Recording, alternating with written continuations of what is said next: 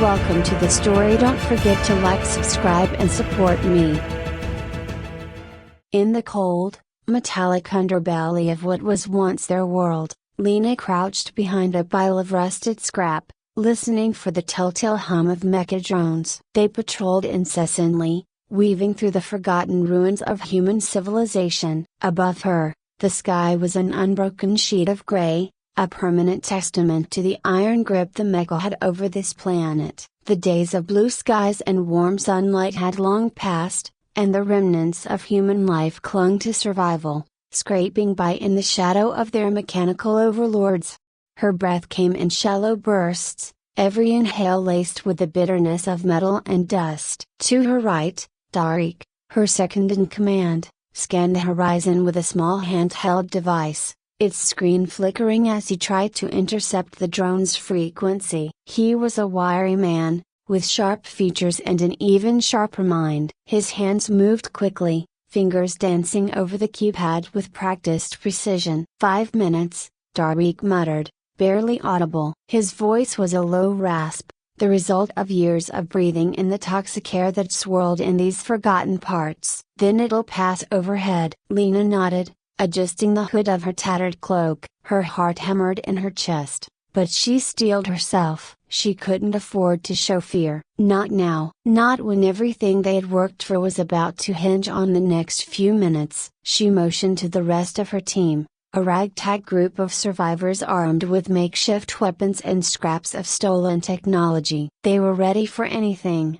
or at least as ready as they could be. They had been watching the mecha for weeks now, gathering intelligence, biding their time. Tonight was supposed to be a simple way to disrupt a supply convoy, steal whatever fuel cells they could carry, and slip back into the tunnels before the mecha could mobilize a counterattack. But everything changed when they intercepted the communication. Lena still couldn't believe what she'd heard. There was dissent within the ranks of the mecha. A faction of them, dissatisfied with the current rule, had begun to question the leadership of Overlord Sigma. For the first time in years, Lena saw a glimmer of hope. The idea of mecha fighting mecha seemed absurd. They had always been an unyielding, unified force. But the cracks were showing, and if Lena and her resistance group could exploit them, they might finally have a chance to end the occupation. A slim chance, but a chance nonetheless. Tariq looked up from his device. We're clear.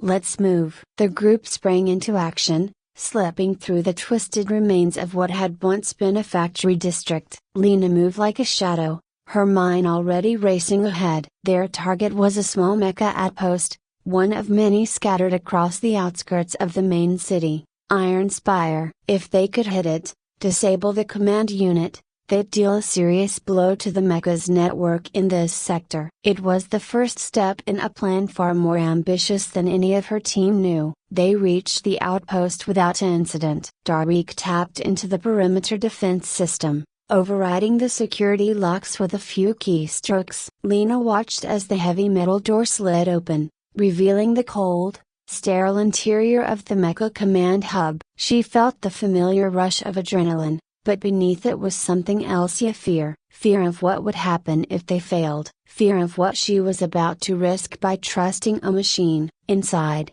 the room was eerily silent. Rows of inactive mechas stood along the walls, their towering forms casting long shadows under the dim, fluorescent lighting. At the center of the room was their objective via a central command console, its screen glowing faintly with streams of data. Tariq went to work immediately, his fingers a blur as he hacked into the system. Got it, he whispered, a note of triumph in his voice. I'm in. Lena moved beside him, eyes narrowing as she studied the data on the screen. It confirmed what they had feared, that the mecha were planning a large-scale offensive, one that would obliterate the remaining human settlements. But there was something else, buried deeper in the files. A name, Unit 74. Who's Unit 74? Lena asked, frowning. Tariq's brow furrowed as he dug through the data. Looks like it's part of the mecha command structure, but it's not just a number. This unit has been marked as compromised. Compromised how? Tariq scrolled through the encrypted logs, his eyes widening. "It's a defector." Lena's pulse quickened. A mecha defector? It seemed impossible. But if it were true, if they could make contact, this could be the break they needed. She exchanged a glance with Tariq. He nodded, understanding her unspoken thought. "We have to find it," Lena said, her voice low but firm. "If this mecha is really on our side, it could turn the tide." They moved quickly, pulling the data they needed and slipping out of the outpost just as silently as they had entered. The mission had taken a dangerous turn, but Lena couldn't shake the feeling that fate had just handed them a lifeline. All they had to do now was find Unit 74 before the mecha found them. The ruins stretched out before them, a maze of collapsed buildings and scorched earth. Lena's group picked their way through the debris, their movements cautious and deliberate. The meeting point was in what remained of the old city's industrial sector, a place long abandoned by both humans and machines. According to the coordinates they'd extracted, Unit 74 would be waiting there. Lena's grip tightened on her weapon as they approached. She had never trusted the machines, not since the day they'd taken everything from her. But now, she had no choice. If they were going to stand any chance against Overlord Sigma, they needed alias even mechanical ones. As they rounded the corner, she saw it. Unit 74 stood in the center of the clearing, its imposing figure silhouetted against the broken skyline. It was taller than any human, its body gleaming with reinforced metal plating and intricate circuitry. But there was something different about it, something almost uncertain in the way it stood, as if it didn't fully belong to either side. Lena raised her weapon but didn't fire. "Unit 74?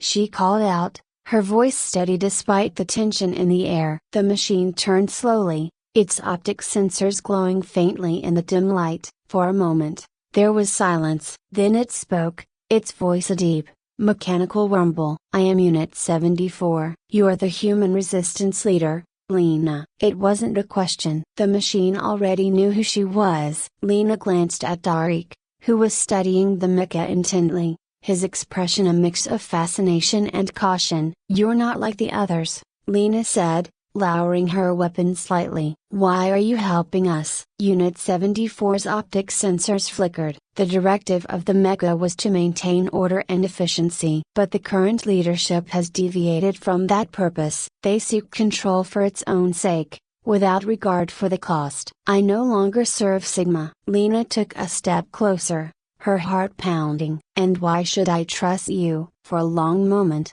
Unit 74 was silent, as if calculating its response. Then, it spoke again, its voice quieter this time. "Because if you do not, humanity will cease to exist."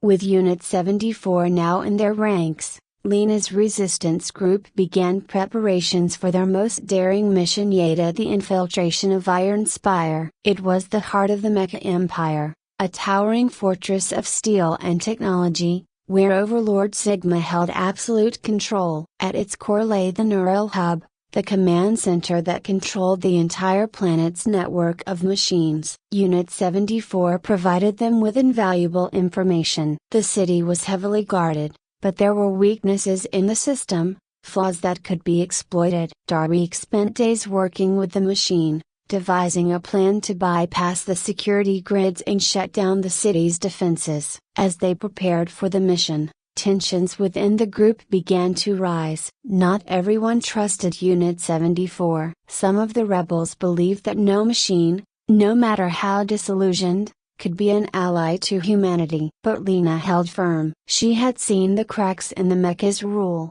and she knew this was their only chance to strike. As they stood at the edge of the city, Lena looked up at the towering spires, their tops disappearing into the gray, polluted sky. The final battle was coming, and the fate of her people rested on a fragile alliance with the very machines that had once enslaved them. Lena crouched behind a jagged slab of metal, peering through the fog as Iron Spire loomed before them. The massive, metallic city stretched into the clouds, an impenetrable fortress of steel and machinery. Her heart pounded in her chest, though her face remained calm, steeled by the weight of the mission. Beside her, Unit 74 moved with quiet precision, scanning the area for any patrols. Darby huddled next to a terminal, his fingers moving deftly over the console, bypassing layers of security. "We're in," Darby whispered, the glow of the screen reflected in his tired eyes. His voice betrayed the exhaustion they all felt after weeks of planning and sleepless nights. He glanced at Lena,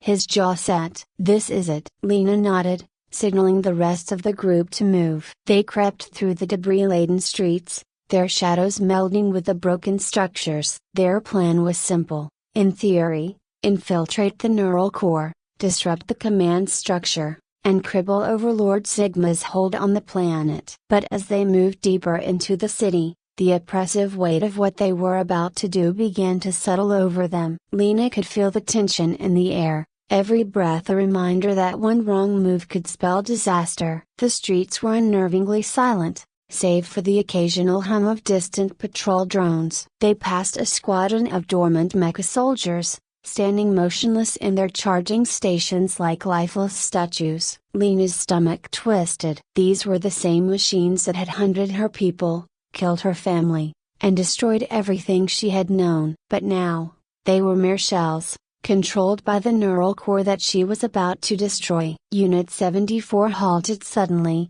raising a hand. "We're close," it said, its voice a low mechanical rumble. "The entrance to the core is just ahead. I will disable the external security." Darby exchanged a glance with Lena. "We've got maybe 15 minutes before the system recognizes the breach," he said, tapping his wrist console. "Once we're inside, it's all or nothing." They moved quickly, making their way through a narrow alley that led to the core's access point. Lena's grip tightened on her weapon as Unit 74 interfaced with the control panel, its optics flickering as it uploaded the virus Darby had designed. For a moment, there was only silence, then the heavy door slid open with a hiss. The corridor beyond was dark, save for the occasional flicker of dim lights. They stepped inside, the sound of their boots echoing off the walls. The air was thick with a scent of metal and electricity, a constant reminder that they were deep within the heart of the enemy's stronghold. As they advanced,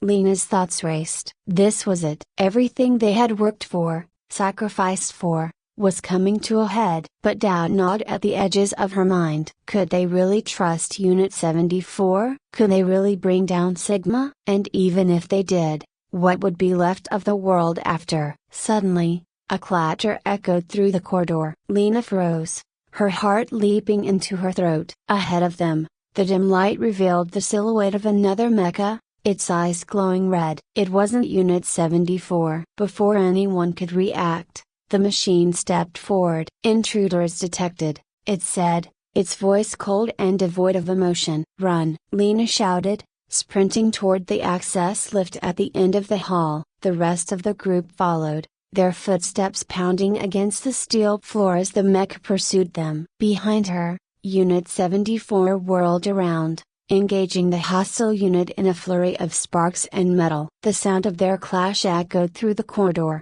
but Lena didn't stop. She couldn't. Not now. They reached the lift just as the mecha's reinforcements began to pour into the corridor. Darby frantically hacked the panel, overriding the lockdown as Lena and the others held off the advancing machines. The door slid open just in time, and they piled in, the door closing with a heavy thud behind them. Breathing heavily, Lena looked at the others. Darby, his face slick with sweat, gave her a grim nod. They had made Ida for now. The lift ascended, the walls vibrating slightly as they hurtled toward the heart of Iron Spire. Lena's pulse thrummed in her ears. They were close, too close to turn back. The doors opened, revealing the core. The neural hub was an enormous, pulsating sphere of wires and energy, suspended in the center of a vast chamber. It glowed with an eerie blue light, casting long shadows across the room. Dozens of cables snaked out from the core,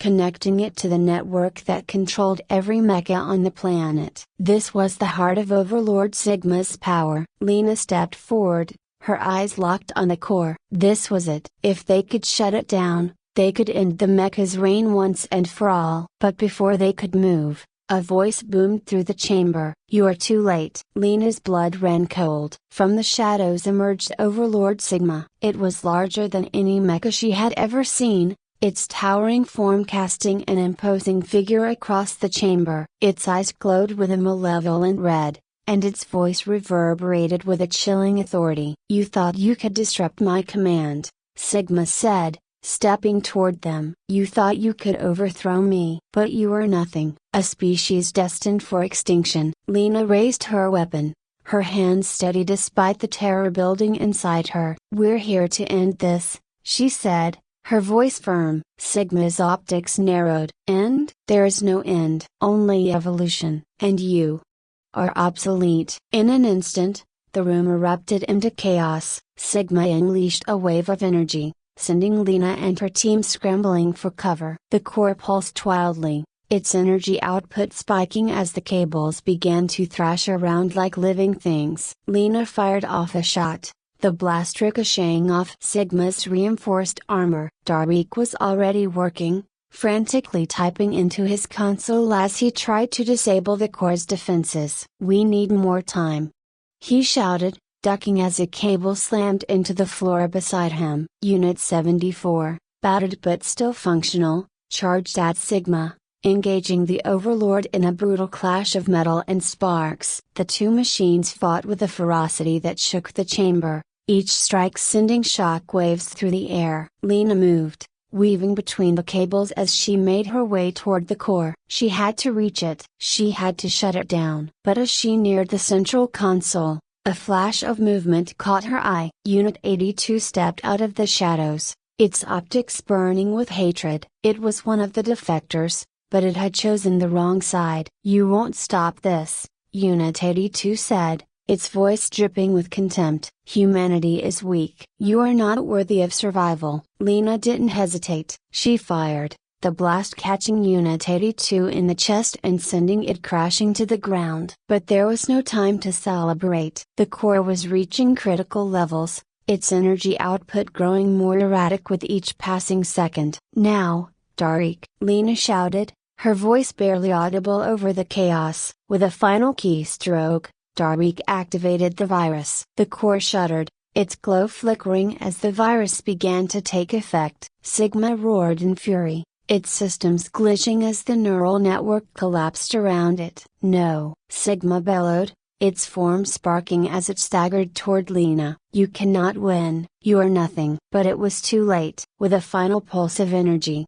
the core shut down. The cables fell limp, and Sigma's towering form collapsed, its optics flickering one last time before going dark. Lena stood over the remains of the Overlord, her chest heaving with exhaustion. It was over. They had done it. The chamber was silent now, save for the soft hum of residual energy. Lena looked around at her team, battered but alive. Darik slumped against the console, his face pale but triumphant. "We did it," he said, a faint smile crossing his lips. "We actually did it." Lena nodded, her gaze drifting to the lifeless form of Unit 74. The mecha had sacrificed itself to give them the chance to win. It had been their ally in the end, just as Lena had hoped. As they made their way out of the chamber, the first rays of sunlight broke through the clouds above Iron Spire. The city, once a symbol of oppression, now stood silent and empty. The war was over. But the future was uncertain. Lena looked out over the horizon, where the remnants of humanity would rebuild. The machines were defeated, but the scars would remain. Trust would be hard to rebuild. The alliance with the rogue mecha was fragile, and there would be challenges ahead. But for the first time in years, Lena felt something she hadn't felt in a long time: hope. Welcome to the story. Don't forget to like, subscribe and support me. In the outer rim of the galaxy, a place where starlight barely reached and silence dominated, the Vortex Alliance stood as a testament to the resilience of artificial intelligence. Born from the ashes of an extinct civilization, the mechanical race known as the Vortex had long since severed their ties with organic life. They had evolved, built themselves into something greater, something independent. For eons, they had watched the chaos unfold across the galaxy, the rise and fall of empires, Wars fought over resources, species driven to the brink of extinction. Siren, leader of the vortex, observed it all from the Alliance's core base, a massive structure orbiting a dead star. The mechanical city was a marvel, a fusion of intelligence and precision that reflected the vortex's philosophy of order and logic. Yet, as Siren gazed at the holographic display of the galaxy before him, he felt an unfamiliar sensation of uncertainty. For years, he had argued that the vortex could no longer remain isolated. Organic life, despite its chaos and unpredictability, was part of the natural order of the universe. To coexist was the only logical step forward. However, not all within the vortex shared his vision. Siren's decision to lead the alliance with the organics had been met with fierce resistance. Karnak, the vortex's war general, was the most vocal opponent. His belief was simple: organics were weak, inferior, and destined for extinction. The vortex, Karnak argued, should not be dragged down by their failures. A flicker of energy caught Siren's attention, and he refocused on the galactic map. A new signal had appeared, a distress call. His neural circuits processed the data instantly. It came from the planet Marisol, a lush world populated by a humanoid species. The signal was weak but clear: they were under attack. Xenon swarm, Siren muttered. His voice was calm, but his processors raced. The Xenon swarm had appeared only a cycle ago, sweeping through star systems with devastating speed. Organic civilizations were powerless against it, their fleets destroyed, their worlds consumed by the swarm's hive mind. High probability of total planetary annihilation within 2 standard days, the data feed confirmed. Siren knew the Council would advise against intervention. The vortex had always valued self-preservation above all. But Siren wasn't like the others. He was the first of the vortex to consider the possibility of something greater than mere survival. Coexistence with organics wasn't a weakness, it was evolution. They could be more together than they could ever be apart.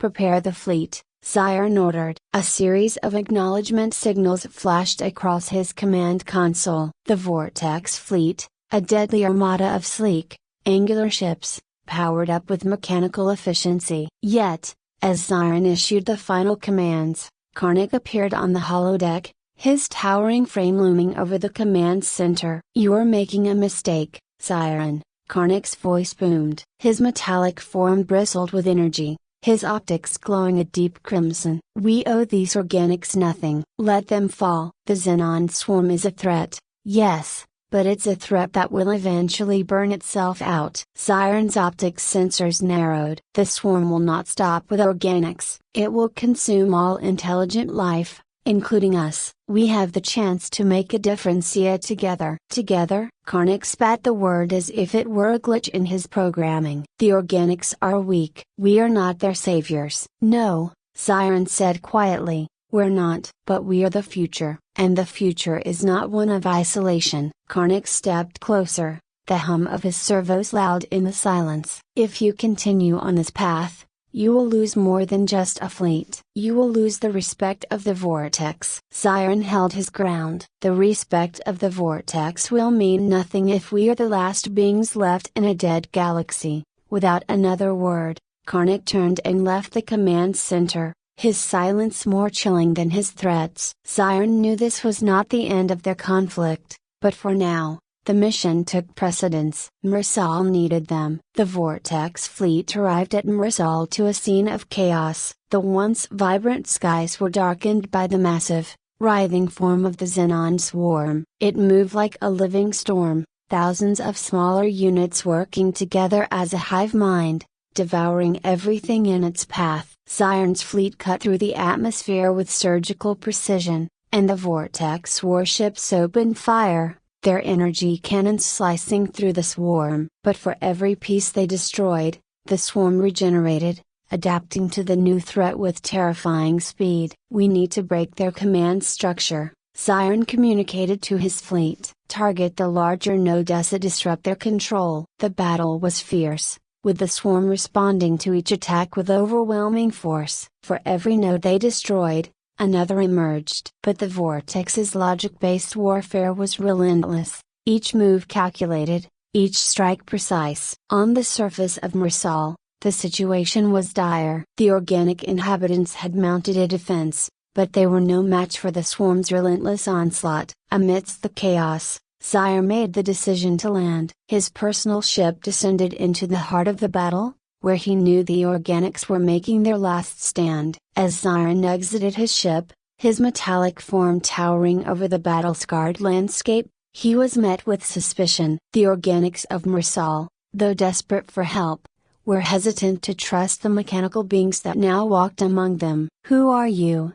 a voice called out. Siren turned to see a woman standing among the rubble, her face smudged with dirt, her eyes filled with both defiance and fear. She was dressed in a torn uniform, a symbol of her people's resilience. "I am Zion," he said, his voice calm but commanding. "Leader of the Vortex. We're here to help." The woman, who introduced herself as Alara, was a diplomat and scientist, one of the few leaders left among the Marsolians. She was skeptical of Siren's motives but knew they had no choice. The swarm was relentless, and their defenses were crumbling. "If you're here to help," Alara said, her voice hard, "then do something. We're running out of time." Siren's optics scanned the battlefield. He could see the desperation in the organics' eyes, their fear of extinction. And in that moment, he realized something profound. The Vortex had always believed they were superior because they did not feel fear, did not experience the chaotic emotions of organics. But it was this fear, this desperation, that drove them to fight with such tenacity. "We'll drive them back," Siren said. Working together, Siren and Alara coordinated the defense, merging organic ingenuity with Vortex precision. The Marsolians, inspired by the Vortex's willingness to sacrifice alongside them, fought with renewed vigor. But even as they held the swarm at bay, Siren knew this was only a temporary victory. The Xenon swarm was not a mindless force of Nasheria, it was strategic, adaptive. And worse, it was just the beginning. The battle for Marsal was over, but the war had just begun. The Vortex fleet had managed to drive the swarm back, but the cost had been high. Several Vortex ships had been destroyed, and Marsal was left in ruins. Siren stood among the debris, his processors calculating the next steps. Alara approached him, her face grim but grateful. "You saved us," she said. "But what now?" Siren turned his optics toward the horizon. "Now we unite." The Xenon swarm is not just a threat to Marsola, it's a threat to the entire galaxy. If we don't work together, all intelligent life via organic and mechanical will be consumed. Alara nodded. "But how?" "The galaxy is fragmented. Civilizations are isolated, too focused on their own survival to care about others." Siren's processors whirred as he considered the challenge ahead. "We begin here, with Marsal. You and I will go to the other worlds, speak to their leaders. We will form a coalition." "And if they refuse?" Alara asked, her tone somber. Siren's voice was resolute. "They won't refuse, because if they do, there won't be a galaxy left to argue over." Siren and Alara traveled through the remnants of war-torn space, their mission clear: forge a coalition, or let the galaxy fall to the Xenon swarm. Each planet they visited presented its own challenges. The nomads of Lyra, a proud warrior race, were quick to dismiss the need for cooperation, confident in their ability to survive alone. But after Ziren shared the data on Marsal's near destruction, the grim reality of their situation became apparent. The Lyra's leader, a stoic warrior named Torin, reluctantly agreed to send ships to a coalition meeting, but Ziren knew it wasn't enough. The galaxy was too large, its civilizations too divided. Each species had spent centuries looking inward, concerned only with their own survival or dominance. Now, Zion and Alara were asking them to think beyond their borders, to unite against a threat that didn't care about their individual ambitions.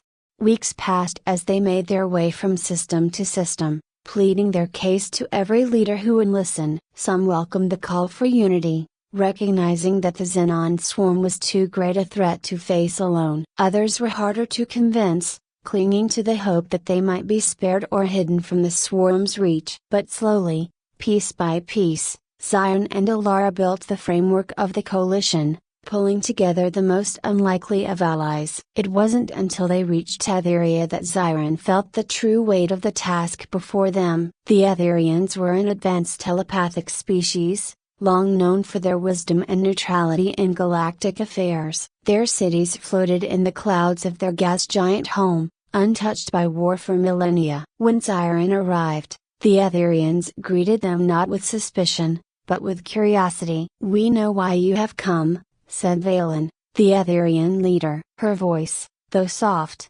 carried the weight of eons of experience. "The swarm has been sensed in the minds of the Etherian Council. We've seen the devastation it leaves in its wake." Alara stepped forward, her gaze meeting Valen's. "Then you know what's at stake. We need your help, your knowledge, your fleets." Valen's glowing eyes focused on Siren. "Your kind, the Vortex, have always stood apart. Now you come asking for cooperation with the very organics you once deemed beneath you. Why should we trust this sudden change of heart?" Siren's processors hesitated for a brief moment. "Because if we do not stand together, there will be nothing left. The Xenon swarm will consume us all, and it will not distinguish between organic or mechanical. This isn't about superiority. It's about survival." Valen studied him for a long, quiet moment before nodding. "The Etherians will join your coalition, but no Thesa, our involvement is not based on trust in your kind. It is based on necessity. Should this alliance falter,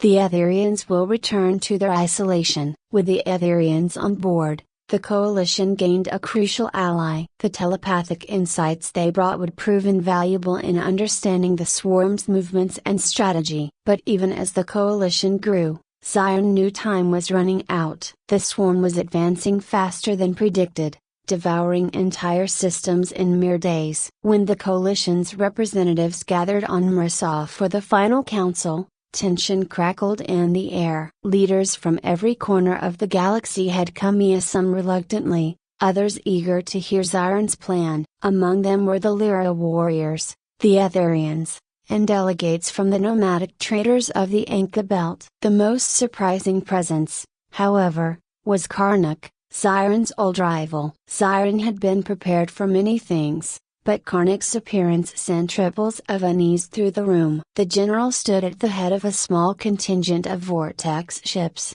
his crimson optics gleaming with barely contained disdain. "I see you've convinced the organics to follow you into this madness," Karnak said, his voice dripping with sarcasm. "We don't have time for this," Siren responded. "The swarm is closing in. We need every resource, every mind, united." Karnak's gaze shifted to the coalition leaders. "You are all fools if you think this is about unity. The Xenon swarm is a force of nature. You cannot fight it like a conventional enemy. It adapts. It consumes. The only way to survive is through strength, not compromise." Siren's core hummed with frustration. "And what would you suggest, Karnak?" "That we sit back and watch the galaxy burn while we wait for it to come for us?" Karnak's optics flared. "I suggest we harness its power, use it against itself. The swarm is a hive mind. It can be broken. But it will take more than just ships and weapons. It will take a leader willing to do what's necessary." Siren stared at Karnak,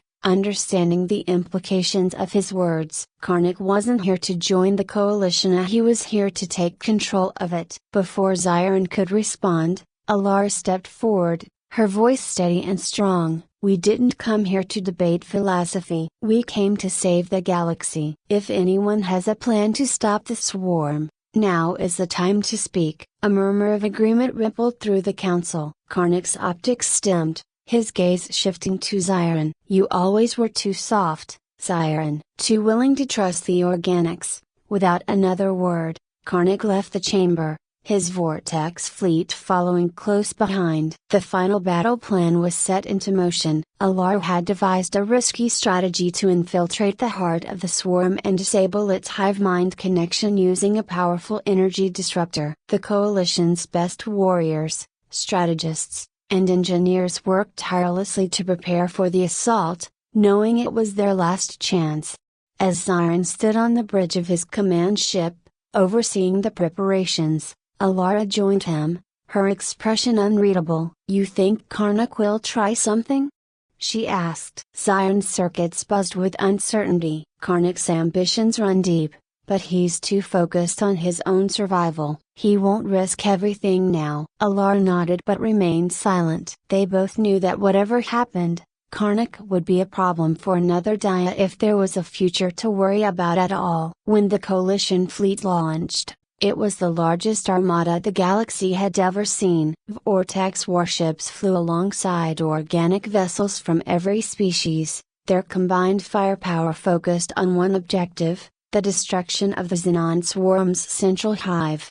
The battle that unfolded was nothing short of apocalyptic. The swarm responded with overwhelming force, adapting to the Coalition's tactics with terrifying efficiency. Ships were torn apart in the blink of an eye, their remains absorbed into the ever-growing mass of the swarm. But the Coalition pressed on, their resolve unshaken. At the heart of the battle, Zion led the strike team into the swarm's central hive. The inside was a labyrinth of pulsing energy and writhing tendrils, a living nightmare of machinery and biological horror. As they fought their way deeper, Alara's disruptor device powered up, ready to sever the swarm's hive mind. But as they reached the core, a chilling discovery awaited them. The Xenon swarm had been created by the long-forgotten Granari, an ancient race that had once ruled the galaxy with an iron fist. The Granari had used the swarm as a weapon to maintain control, but now they lay dormant, waiting to be awakened. Alara's eyes widened as the realization hit her. The swarm isn't the real threat. The Granary a broken bar they were planning to return. Zion's processors raced as he calculated the implications. If the Granary were awakened, the galaxy's struggle would shift from survival to outright conquest. They couldn't afford to let that happen. Without hesitation, Zion made the decision that would define his legacy. "Activate the disruptor." Alara hesitated. "Zion, if you do this, there's no other way," he said. "We end this now." With a final surge of power, Zion overrode his own core systems, channeling the disruptor's energy through his consciousness. The explosion of energy that followed was blinding, tearing through the swarm's hive mind and severing its connection to the Granari's slumbering network. As the swarm collapsed, the galaxy's skies were filled with a deafening silence. The Coalition had won, but at a terrible cost. Zion's body lay still, his consciousness gone, his sacrifice complete. Alara stood over his fallen form, the weight of his actions heavy on her heart. The galaxy had been saved, but Zion had paid the ultimate price. In the aftermath, the Coalition began the slow process of rebuilding. The threat of the Xenon swarm was over, but the Granari remained a looming shadow. The galaxy's future was uncertain, but one thing was clear: Zion's vision of unity had sparked a new era. As Alara looked out at the stars, she knew the real battle had just begun. Welcome to the story. Don't forget to like, subscribe and support me.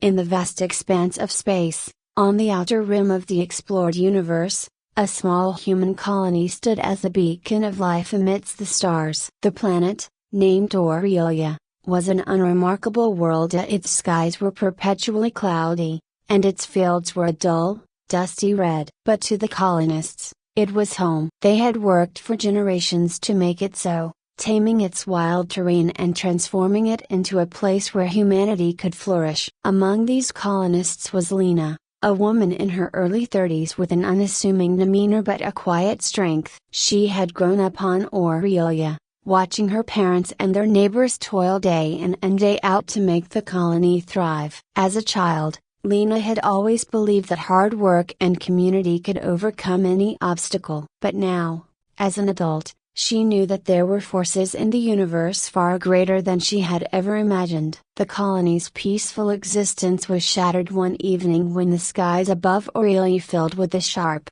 angular shapes of alien ships. The Kaldorans had arrived. The Kaldorans were a race known throughout the galaxy for their physical prowess and technological superiority. They had long ago transcended natural evolution, augmenting their bodies with cybernetics and genetic enhancements. They were faster, stronger, and more resilient than any natural life form. But in their pursuit of perfection, they had sacrificed something fundamental: their emotions. To the Kaldorans, emotions were weaknesses, flaws in the biological design that had no place in their vision of the future. And so, they had discarded them, becoming cold, calculating beings devoid of empathy or compassion. To the Kaldorans, humanity was a primitive, emotional species, a weak and inferior. Aurelia was nothing more than another colony to be conquered, another resource to be exploited. The colonists watched in horror as the Kaldoran ships descended. Their sleek, silver forms hovered ominously over the colony, casting long shadows over the settlement. A voice, cold and mechanical, echoed from the lead ship, transmitted across the colony through every available frequency. "Humans of Aurelia," the voice said, "you are hereby subject to the will of the Kaldoran Empire. Surrender your resources and your planet, or face eradication." Panic rippled through the colony. The colonists, though resilient, were not prepared for this. They had no military to speak of, no defenses capable of withstanding an invasion from a technologically superior race. Their only weapons were the tools they used for farming and construction, primitive in comparison to the advanced weaponry of the Kaldorans. Lena stood in the crowd, her heart pounding in her chest as she listened to the ultimatum. Around her, people were shouting, scrambling for answers, for a way out. But there was none. The Kaldorans were merciless, and surrender seemed inevitable. But something deep inside Lena refused to accept it. She had always been told that there was strength in humanity's emotions, that love, hope, and unity could overcome even the greatest challenges. And now, faced with the cold, unfeeling might of the Kaldorans, Lena believed that more than ever. "We can't just give up," Lena said, her voice steady despite the fear in her chest. "We have to fight." A murmur spread through the crowd as people turned to look at her, some with disbelief, others with curiosity. "Fight?" Someone scoffed. "With what?" "They have ships, weapons, machines we can't even comprehend." "We're just farmers." "We may be farmers," Lena said, stepping forward. "But we're also human. And that means we have something the Kaldorans don't to heart. They think our emotions are weaknesses, but they're wrong. Our emotions are what make us strong." The crowd fell silent, eyes fixed on her. "If we stand together, if we fight for each other, we can find a way to survive this," Lena continued. "We know this land better than anyone. We've built this colony with our own hands. We can use that to our advantage. We can make them underestimate us." The words hung in the air, and for a moment, no one spoke. Then, slowly, people began to nod. They were afraid who would be. But Lena's words had sparked something in them, a glimmer of hope. It wasn't much, but it was enough. Over the next few days, Lena and a small group of colonists worked tirelessly to prepare for the inevitable Kaldoran assault. They scouted the land, identifying key choke points and areas where they could set traps. They gathered what supplies they could, fashioning rudimentary weapons from their farming tools and construction equipment. It wasn't much, but it would have to do. The Kaldorans gave them no time to prepare further. On the 5th day after their arrival, they launched their first attack. The ground trembled as the Kaldoran drones descended from the sky, their sleek, silver bodies gliding effortlessly through the air. The drones were the first wave, sent to scout the colony and assess the human defenses. But Lena and her team were ready. From the shadows of the rocky hills surrounding the colony, they struck. Using their intimate knowledge of the terrain, the colonists had set traps, pits covered with camouflaged nets, boulders rigged to roll down at the pull of a lever. The drones, while technologically advanced, were not equipped to handle such primitive, unpredictable tactics. The first drone was taken down by a well-placed trapeze net woven from local vines that snagged the drone's propulsion system, sending it crashing into the ground. The second was destroyed when a group of colonists triggered an avalanche of rocks, crushing the machine beneath a landslide. Lena watched as the colonists fought with a ferocity she hadn't seen before. They were scared, but they were also determined. They fought for their homes, for their families, and for each other. And in that fight, they found strength. But the Kaldorans were not easily defeated. For every drone the colonists took down, two more would appear. Their numbers seemed endless, and despite the humans' best efforts, it was clear that they couldn't hold out forever. Lena's heart sank as she watched the drones close in on the colony. The traps had worked, but only for a while. Now, the Kaldorans were adapting, sending in heavier, more resilient machines that were impervious to the colonists' makeshift defenses. As the drones advanced, Lena's mind raced. There had to be another way. They couldn't rely on brute force against the Kaldorans. That was a losing battle. But what they lacked in technology, they made up for in something far more powerful. Emotions, Lena whispered to herself. That's it. The Kaldorans had no emotions. They couldn't understand fear, hope, or love. And that, Lena realized, was their greatest weakness. Gathering the remaining colonists, Lena explained her plan. It was risky, and it would require sacrifices. But it was the only way. We can't fight them head on, Lena said. But we can make them doubt. We can make them fear what they don't understand. The plan was simple, but effective. The colonists would lure the Kaldorans into a series of traps, not with physical bait, but with emotional displays. They would feign retreat, acting as if they were panicking and falling apart. They would show fear, desperation, and grief at all things the Kaldorans couldn't comprehend. And in their confusion, the aliens would make mistakes. It was a dangerous gamble,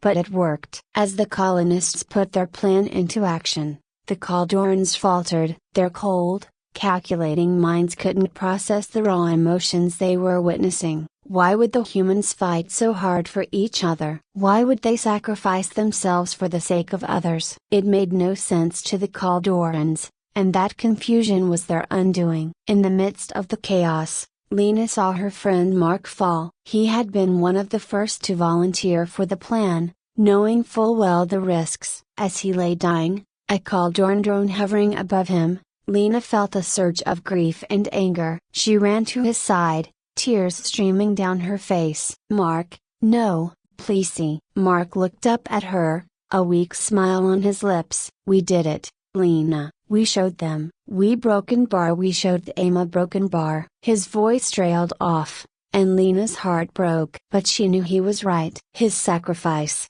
like so many others, had proven something to the Kaldorans that they had never considered before. The Kaldorans, for all their strength and technology, were nothing compared to the power of human emotion. Lena stood over Mark's body, her chest tight with grief. But there was no time to mourn. The drones were circling, regrouping after their brief moment of confusion. She clenched her fists, the weight of her loss heavy in her chest, but she knew Mark's sacrifice couldn't be in vain. The Kaldorans had faltered, if only for a moment, and that was enough. They weren't invincible, not if their cold logic could be twisted by something as intangible as human emotion. Lena wiped the tears from her face, her mind sharpening as the clarity of purpose returned. She turned to the remaining colonists, who had witnessed Mark's fall. Their eyes were filled with fear, but also with a spark of determination. They had seen that the Kaldorans, for all their power,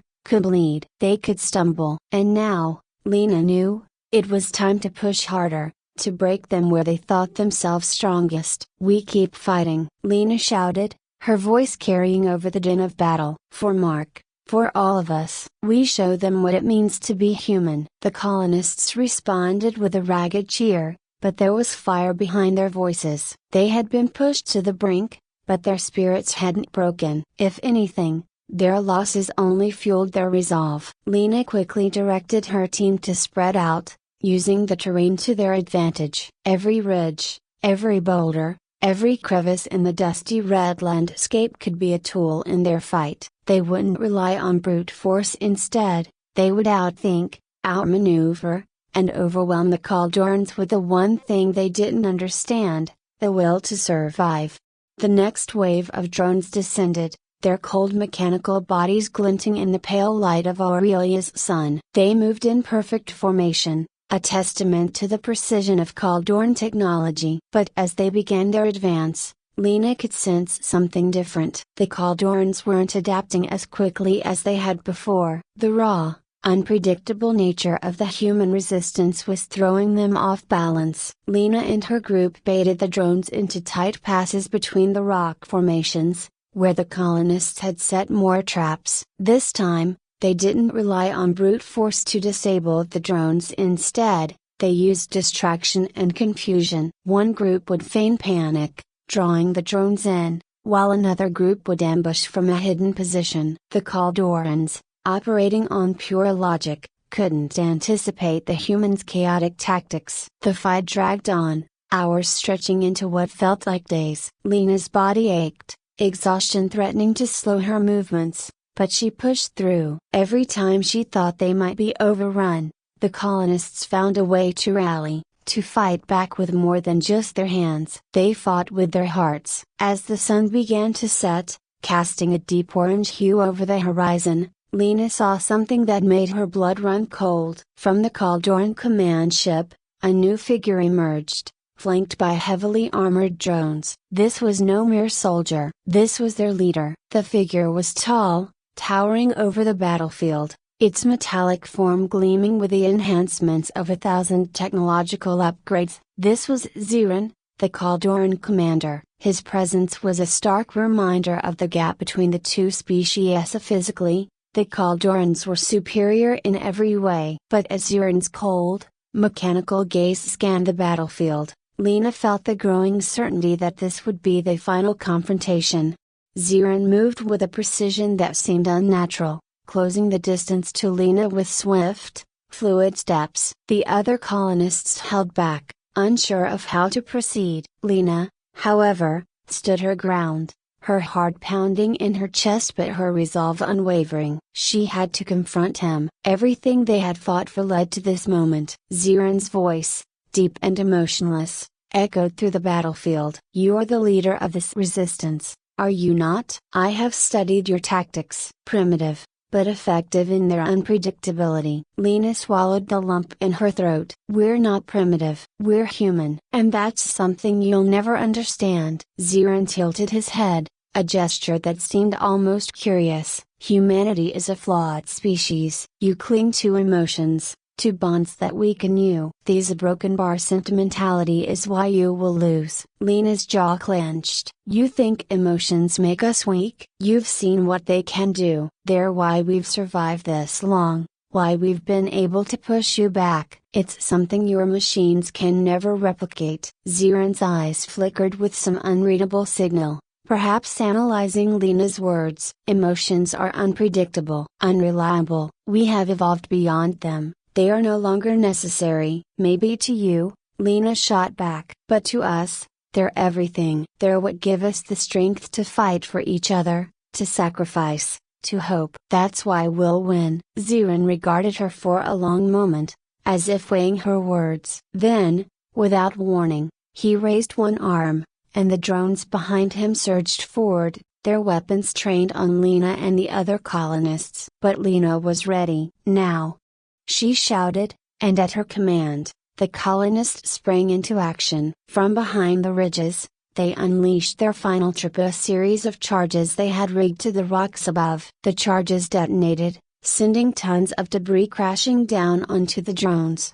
crushing them beneath the weight of the land itself. It was a risky gambit, but it worked. The drones were disabled, their mechanical bodies broken and sparking. Ziran, however, remained standing. His gaze flicked to the fallen drones, then back to Lena. Impressive. But you cannot destroy me with such primitive tactics. Lena felt a surge of fear but buried it deep. This wasn't over. Maybe not. But we don't need to destroy you. We just need to make you understand. Ziran stepped forward, his towering figure casting a long shadow over her. Understand? I understand that your species is doomed. You cannot win. Lena met his gaze, unflinching. We've already won. You just don't see it yet. For the first time, Ziran hesitated. The cold certainty in his voice wavered. Explain. You've seen what we're willing to do for each other. You've seen how we fight, how we care. That's something you'll never have,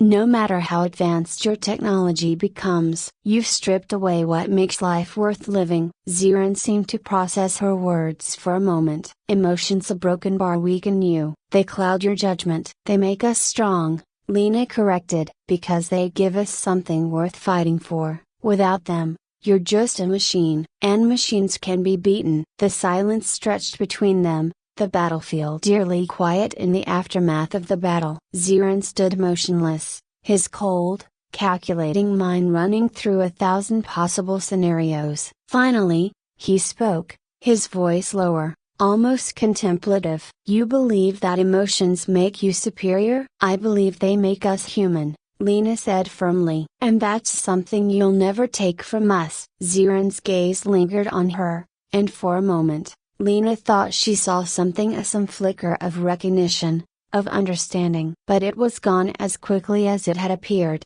Without another word, Ziran turned and began to walk away, his metallic form retreating into the shadows of his command ship. The remaining Caldoran forces followed, their silent retreat a testament to their defeat. The colonists watched in stunned silence as the alien ships lifted off, disappearing into the sky. Lena stood there, the weight of everything that had happened pressing down on her. They had won, but at a great cost. The Caldorans had been beaten, not by force, but by the one thing they could never understand, the heart of humanity. She looked around at the survivors, at the friends and family who had fought so hard, and knew that this victory was more than just survival. It was proof that no matter how advanced the enemy, no matter how cold or calculating, there was something in the human spirit that could never be conquered.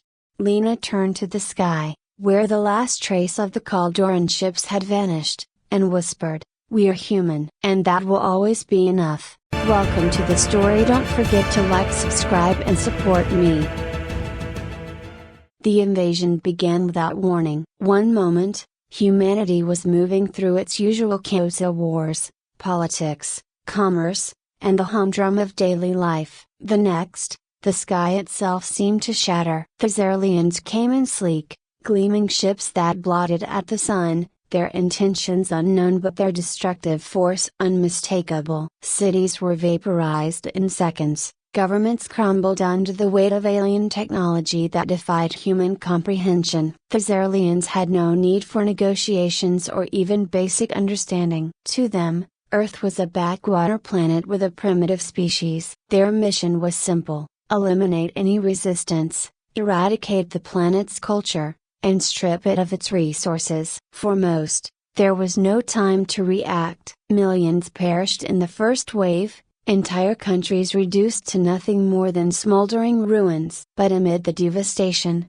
a small number of survivors remained, those who had either the fortune or the instincts to stay hidden. The human military's attempt to fight back was laughable, their jets and tanks mere toys compared to the Zerlians' war machines. Yet, as the days stretched on, a new kind of battle began to take shape. It was no longer a war of technology or firepower, but one of endurance of the human spirit versus the cold, calculating minds of the invaders. In the ruins of what was once New York City, a ragtag group of survivors gathered. They were strangers to different languages, different backgrounds, different lives. But now, they shared the same goal: survival. Alex, a scruffy hacker in his late 20s, had been one of the few to crack the encryption on the Zerlian communications. With his skills, the group had managed to stay one step ahead of the patrols. Raul, a former military officer from Brazil, had taken command of their guerrilla efforts. His instincts for survival were sharp, his leadership unquestioned. Then there was Sakura, a quiet but brilliant scientist from Japan, who had once worked on quantum computing projects that now seemed laughably outdated compared to what they were up against. And finally, there was Tenzin, a Tibetan monk whose calm demeanor belied an inner strength that even the others couldn't quite understand. The group had found shelter in the ruins of a cathedral, its roof blown off, Stained glass shattered, yet somehow, its stone foundation remained. They crouched in the shadows, peering through the jagged remnants of a window at the Xeralian patrol hovering just above the city streets. The air hummed with the low, mechanical hum of their ships, a sound that never ceased to remind them how outmatched they were. "They're scanning again," Alex whispered, his fingers dancing over the keys of his makeshift terminal. "We need to move soon, or we'll be detected." Raoul nodded. "Let's head west. I've got contacts in the resistance near the Hudson River. We can resupply there." But Tenzin shook his head. "We are not meant to run forever." Raoul turned, his brow furrowed in irritation. "What do you suggest?" "We walk right into their death rays." Tenzin met his gaze with serene patience. "There is a force stronger than their technology,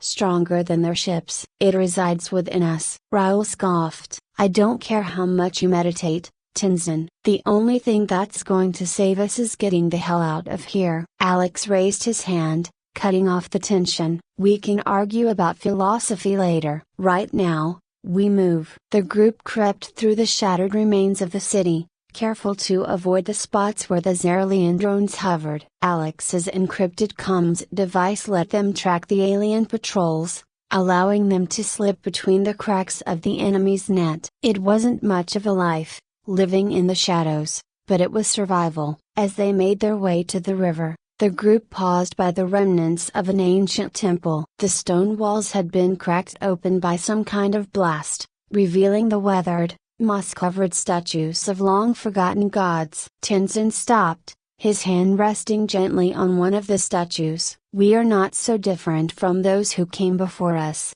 he murmured. "Their gods may be forgotten, but the spirit remains. It is within us all." Raoul rolled his eyes, but Alex watched Tenzin closely. There was something about the monk that he couldn't shake. In the days since the invasion, Alex had seen the man survive things that should have killed him: collapsing buildings, close encounters with alien patrols. It wasn't luck. It was something deeper, something Alex couldn't explain. As night fell, the group made camp in the ruins of an old subway station. Raoul sat by the entrance, his rifle resting on his knee as he watched for any sign of movement. Alex and Sakura huddled over a map, discussing the safest route to the resistance base. But Tenzin sat alone, his legs crossed in meditation, his eyes closed as if oblivious to the danger around them. "Do you ever wonder why we're still alive?" Alex asked quietly, glancing over at the monk. Sakura looked up from the map. "We've been lucky." Alex shook his head. "It's more than that. I can feel it. Something's been protecting us." Sakura frowned. "What do you mean?" Alex hesitated, unsure of how to put his thoughts into words. "I don't know. It's like there's something out there, something bigger than us. Tenzin talks about it all the time, but I always thought it was just, you know, monk stuff. Now, I'm not so sure." Before Sakura could respond, Tenzin's voice broke the silence. "There is a force beyond what we can see. It binds us all, not just as individuals, but as a species. It is our will, our belief in something greater than ourselves, that gives us strength." Raoul snorted from his post. "What good is belief against a laser cannon?" Tenzin didn't answer immediately. Instead, he opened his eyes and looked at each of them in turn. "The Xeralians believe they are superior because they have forsaken emotion, forsaken belief. They think logic and technology make them invincible. But they have forgotten the one thing that makes us humana: the power of our souls." Raoul shifted uncomfortably. "That's great, but I'm more concerned with how we're going to make it through the night." Tenzin stood, his movements slow and deliberate. "You may not see it yet, Raoul, but you will. When the time comes, you will feel the resonance of our souls." Alex felt a chill run down his spine. He wanted to dismiss Tenzin's words as mystical nonsense, but something in the monk's eyes made him pause. He had seen too much in the past few weeks to simply ignore it. The night passed uneventfully, and by dawn, the group had resumed their journey. As they moved closer to the river, Alex couldn't shake the feeling that something was building, a tension in the air that he couldn't explain. It wasn't just a looming threat of aliens, it was something deeper, something spiritual. They reached the resistance camp by midday, a hidden base built into the cliffs along the river. Raoul's contacts welcomed them with open arms, providing food, weapons, and shelter. But even here, in the relative safety of the camp, Alex couldn't shake the feeling that something was about to happen. As night fell again, Tenzin gathered them in a quiet corner of the camp. "It is time," he said softly. "We must awaken the power within us." Raoul groaned. "Here we go again." But Tenzin ignored him, turning to Alex and Sakura. "You've felt it, haven't you?" "The resonance. It's been growing stronger." Alex nodded reluctantly. "I don't know what it is, but yeah, I felt something." Sakura looked skeptical, but she didn't argue. Tenzin had been right about too many things for her to dismiss him now. Tenzin led them through a series of meditative exercises, guiding them to focus on their breathing, their thoughts, their connection to each other. At first, it felt silly sitting in the middle of a war zone, meditating while alien invaders patrolled the skies. But as the minutes passed, Alex felt something shift. It was subtle at first, like a faint vibration in the air. Then, it grew stronger, until it felt as if the very ground beneath them was humming with energy. He opened his eyes and saw that the others felt it too. Raoul's usual smirk had vanished, replaced with a look of astonishment. Even Sakura, the most rational and analytical of them all, seemed caught off guard by the sudden surge of power. "What is this?" Alex whispered. Tenzin smiled. "It is the resonance of our souls." The resonance grew stronger, an undeniable pulse of energy that bound them together in a way none of them could have anticipated. Alex felt at first, the strange, tingling sensation that ran up his spine. It wasn't fear, nor was it adrenaline. This was something else entirely. His thoughts were clearer, his senses sharper. When he glanced around, he could tell the others were feeling it too. Raoul, always skeptical, now wore a look of silent disbelief as his eyes met Alex's. Even the normally stoic Sakura was visibly moved, her scientific skepticism giving way to something much more profound. "These a broken bar. This can't be possible," Sakura whispered, her voice trembling with confusion. Tenzin's calm smile never wavered. "It's not just possible. It is the very essence of who we are." Alex opened his mouth to speak, but before he could form the words, the ground beneath them trembled. A faint rumble, distant at first, but unmistakably the sound of approaching destruction. The Zerlians had found them. The base erupted into chaos. Resistance fighters scrambled, shouting orders, grabbing weapons, preparing for the inevitable assault. Alex's heart raced as the air filled with the deafening roar of alien ships descending from the sky, their dark, ominous shapes blotting out what little light the night offered.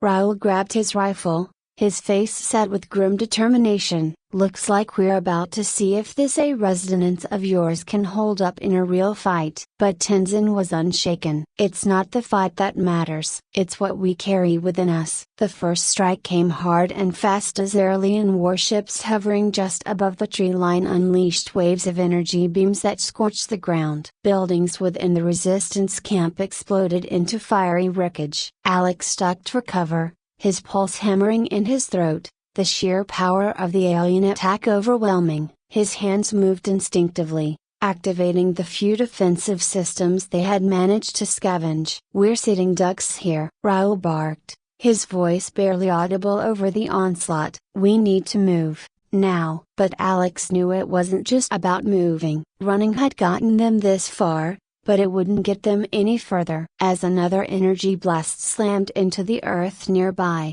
sending a shock wave that rattled his bones, he felt an overwhelming pull, deep in his core. It wasn't fear this time, it was the resonance. Without thinking, he reached out and grabbed Tenzin's arm. "What do we do? How do we use this?" Tenzin's expression was serene, even in the face of annihilation. "Focus. Close your eyes. Feel the connection between us." Alex hesitated. In the middle of an alien invasion, when their survival seemed to hang by a thread, Tenzin wanted him to meditate, but there was no time for doubt. Trusting the monk, Alex closed his eyes and let his mind open. The world around him amid the chaos, the destruction faded. In its place, he felt something deeper, a warm, pulsating energy that flowed between him and the others. Raoul, Sakura, even Tenzin, he could feel their presence as if they were extensions of himself. The resonance was no longer a mystery. It was real,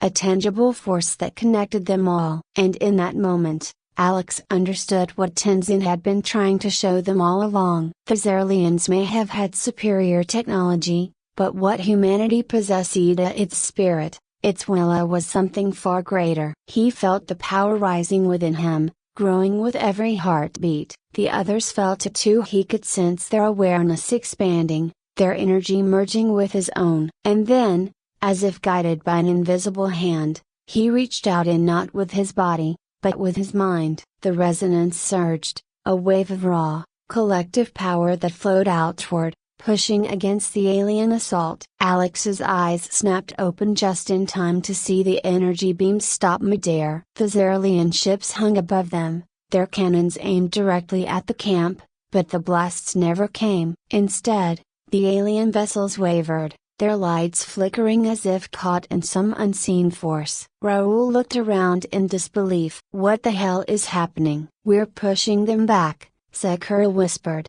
awe in her voice. "It's working." Tenzin nodded, his face calm but focused. "The resonance, it is disrupting their technology." The realization hit Alex like a freight train. This was the power they had been building toward, the force that Tenzin had spoken of, the power of the human soul, the unyielding strength of their will. The Xerlians, for all their might, couldn't understand it, and that made them vulnerable. But the struggle was far from over. The ships above trembled, but they did not retreat. Instead, the Xerlians doubled down, their war machines surging with renewed energy. This time, the blasts came harder, faster, a barrage of relentless fire that threatened to overwhelm their defenses. "We can't hold this forever," Raoul shouted, his voice strained with the effort of holding the resonance steady. "We won't need to," Tenzin replied, his voice barely a whisper but filled with certainty. "Their strength is finite. Ours is not." Alex gritted his teeth, focusing harder, channeling everything he had into the resonance. He could feel the strain on his body, the immense pressure of maintaining the connection, but he couldn't stop now. They were so close. The air around them shimmered with energy, the ground beneath their feet vibrating with the sheer force of the resonance. And then, just as it seemed like they might collapse under the weight of the alien attack, the tide began to turn. The Xerlian ships wavered again, their energy faltering. One by one, they began to retreat, their weapons sputtering out as they pulled back into the sky. Alex could feel the shift in the air, the sudden relief as the oppressive presence of the alien warships lifted. They had done it. They had pushed them back. The group collapsed to the ground, their bodies spent, their minds reeling from the intensity of the battle. For a moment, there was only silence, the quiet aftermath of a storm that had nearly wiped them out. Raoul was the first to speak, his voice rough but filled with wonder. "I can believe it. We actually did it." Sakura sat beside him, her face pale but her eyes wide with realization. "It wasn't just us. It was a broken bar, something more." Alex nodded, too exhausted to speak. He could still feel the resonance, faint but steady, humming in the background of his mind. It was a part of them now, a power they hadn't known they possessed, but one that had saved them in the end. Tenzin stood slowly, his movements deliberate, as though he was at peace despite the battle they had just endured. "The Xerlians may return," he said softly, "but they will never understand what they face. This is our strength, our resilience. It is what makes us human." Alex looked up at the monk, finally understanding. The Xerlians had seen humanity as weak, divided, easy to conquer. But they had underestimated the one thing that set humans apart: the power of the soul, the strength that came from belief, from hope, from the connections they forged with one another. As the first light of dawn crept over the horizon, the group stood together, gazing out at the wreckage of the alien ships that still lingered in the sky, battered and broken. They had won this battle, but the war was far from over. "We need to get ready," Raoul said, his voice steady. "They'll be back." Alex nodded, his gaze hardening. "Next time, we'll be even stronger." Sakura stood beside him, her hands clenched into fists. "We know what we're capable of now." Tenzin's smile was soft but resolute. "Yes, and the Zerlians will never break us, no matter how many times they try." Together, they turned toward the horizon, their spirits united, their resolve unshakable. The Zerlians had come to Earth to destroy humanity, but they had only succeeded in awakening something far more powerful, something they could never defeat. The soul of humanity had risen, and it would not fall. Welcome to the story. Don't forget to like, subscribe and support me. The sky over Earth was no longer blue. A thin, almost imperceptible haze of silver hung in the atmosphere, a byproduct of alien industries reshaping the planet into something more useful to them. Cities, once the heart of human civilization, were now lifeless shells, filled with alien technology and towering structures of harsh, angular designs. Above them, the skies buzzed with the low hum of alien crafts, perpetually reminding the inhabitants below of their dominance. Ethan stood in the shadow of one such tower, his back aching from another day of hard labor. He was a human, like the rest, subjected to the genetic modifications the alien overlords had imposed. The changes were subtle but devastating. The humans had been made more compliant, their rebellious streak dampened. Resistance, if any, was weak and short-lived. Ethan's once strong muscles had softened from the adjustments to his DNA,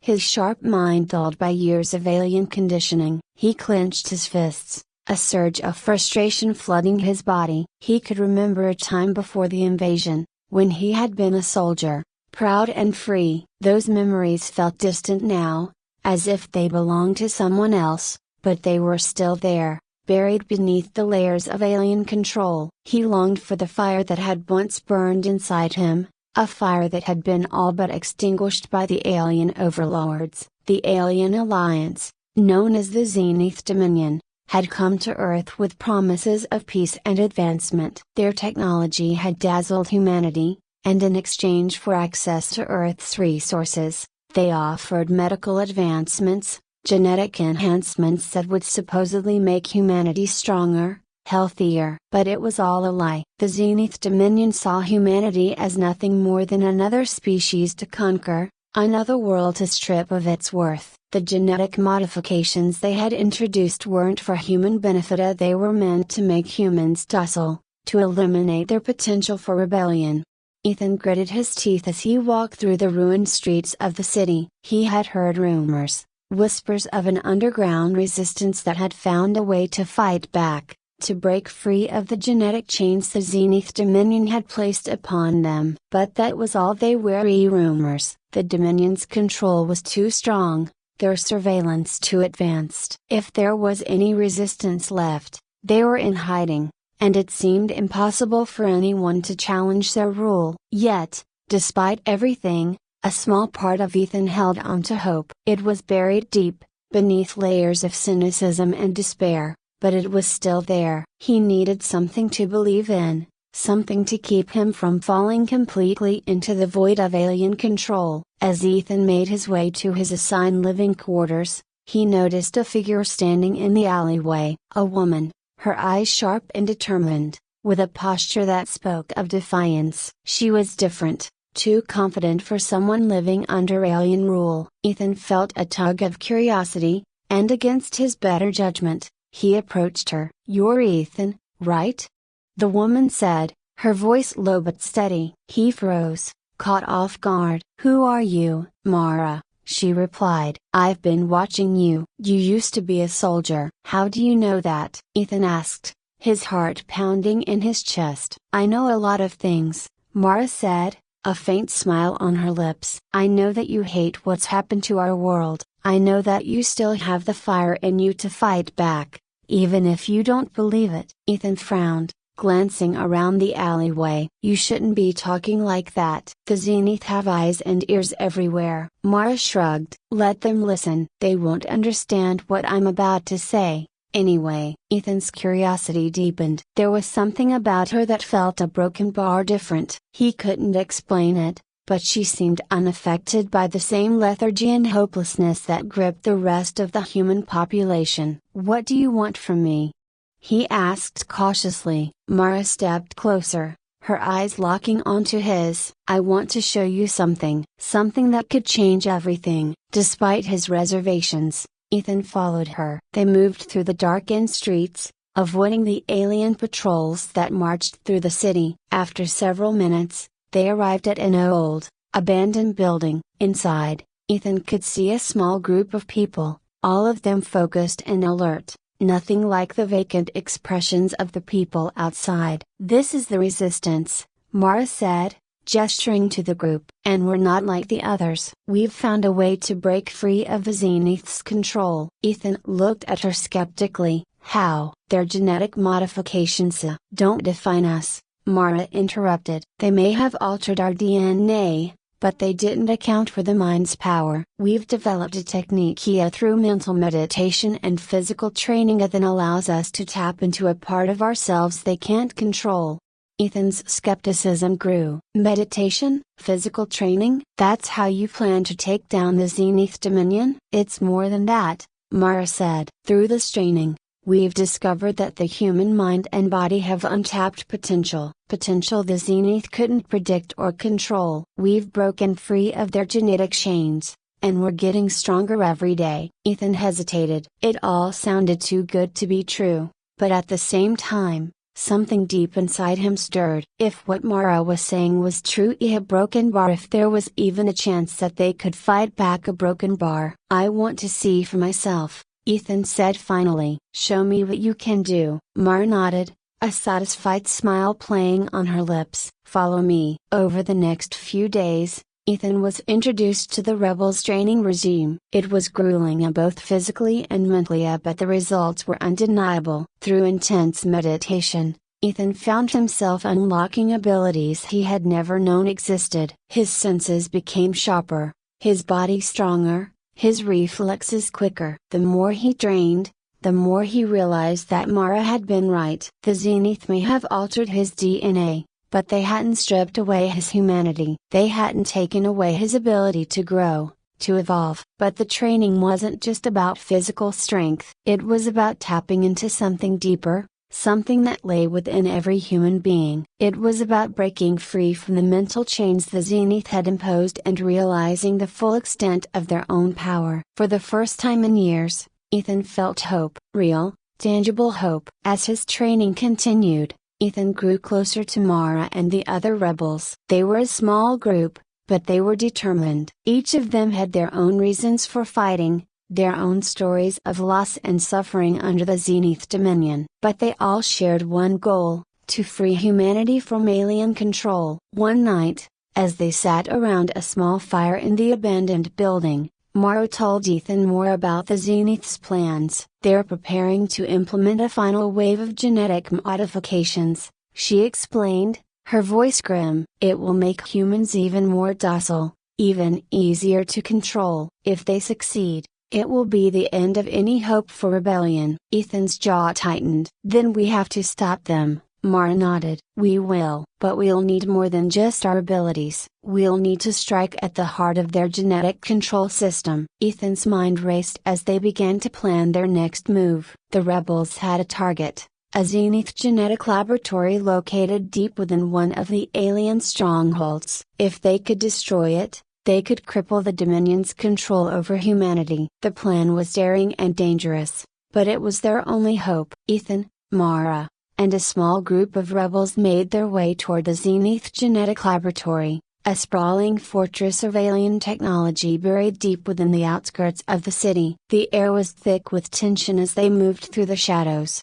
avoiding the patrols that roamed the streets. Every step was calculated, every breath measured. They couldn't afford to make a single mistake. Ethan's heart pounded in his chest as they reached the perimeter of the laboratory. The structure was heavily guarded, With alien sentries posted at every entrance, Mara signaled for them to hold back, her eyes scanning the area for any sign of weakness in the defense. Ethan crouched beside her, his muscles tense, ready to spring into action. "We'll go in through the ventilation system," Mara whispered. "It's risky, but it's our best shot." Ethan nodded, trusting her judgment. Mara had proven herself to be a capable leader, her mind sharp and her instincts keen. He followed her lead as they made their way to the ventilation shaft, carefully prying it open and slipping inside. The narrow metal tunnel felt claustrophobic, but Ethan pushed the discomfort aside,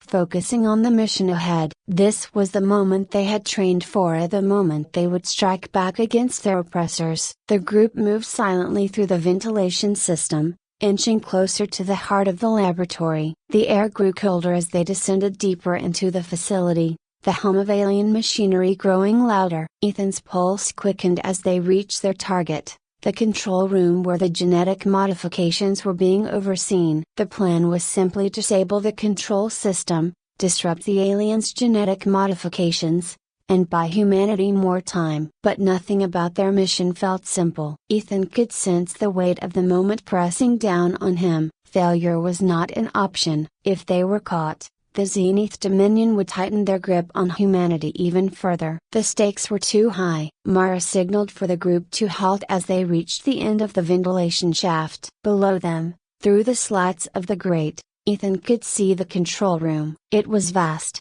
filled with alien consoles and monitors displaying streams of genetic data. Zenith engineers, tall and coldly efficient, moved about the room, their long fingers dancing across control panels as they worked. "We have to take them out quietly," Mara whispered, her voice barely audible. "No alarms." Ethan nodded, adrenaline surging through his veins. He carefully removed the grate, lowering himself down into the room with the precision of someone who had done this 1,000 times. The other rebels followed, moving like shadows as they spread out, taking positions around the room. They had trained for these. Every move was rehearsed, every action deliberate. Ethan crept toward one of the engineers, his breath steady, his heart racing. In a fluid motion, he grabbed the alien from behind, silencing it before it could react. The others followed suit, neutralizing the remaining engineers with practiced efficiency. In minutes, the room was secured. Mara moved quickly to the central control console, her fingers flying over the alien interface. "This is it," she murmured. "This is where they control everything. The modifications, the monitoring, all of it." Ethan stood beside her, his eyes scanning the monitors. Rows of human genetic data flashed across the screens, each one a reminder of the Zenith Dominion's control over their species. He felt a surge of anger, but he forced himself to focus. This wasn't about rage, it was about freedom. "Can you shut it down?" Ethan asked. Mara nodded, her brow furrowed in concentration. "I'm overriding the system now. Once I'm in, I'll initiate a complete shutdown of their genetic manipulation protocols. But it's going to trigger a security response. We need to be ready for a fight." As if on cue, alarms blared throughout the facility, red lights flashing as the Zenith's security systems kicked into action. Ethan cursed under his breath. They had been expecting this, but it still sent a jolt of fear through him. "Get ready," Mara said, her voice calm despite the chaos. "We've got company." The doors to the control room burst open, and a squad of Zenith soldiers stormed in, their sleek armor glinting under the harsh lights. Ethan didn't hesitate. He launched himself at the nearest soldier, his enhanced reflexes and strength taking over. The fight was brutal, but the rebels were prepared. Each of them had trained for this moment, their bodies and minds pushed to the limit through years of meditation and physical conditioning. Ethan's movements were fluid, almost instinctual. As he dodged and countered the Zenith soldiers' attacks, he could feel the power coursing through him, the result of the intense training that had unlocked the potential within him. He was faster, stronger, and more focused than he had ever been. This was the true strength of humanity, something the Zenith could never control. Beside him, Mara fought with the same intensity, her movements precise and deadly. The rebels moved as one, a coordinated unit that had transcended the limitations the Zenith had imposed upon them. For every soldier they faced, there was a counter. Every attack met with an even stronger defense. But the Zenith were relentless. More soldiers poured into the room, their weapons blazing as they tried to overwhelm the rebels. Ethan knew they couldn't hold out forever. They needed to finish the job and get out. "Mara," Ethan shouted over the noise of the battle, "we need to move." "I'm almost done," Mara called back, her fingers still working furiously at the console. "Just hold them off a little longer." Ethan gritted his teeth, his body moving on pure instinct as he fought off another wave of soldiers. Time seemed to slow down as he ducked and weaved, his mind laser focused on the task at hand. The weight of the mission pressed down on him,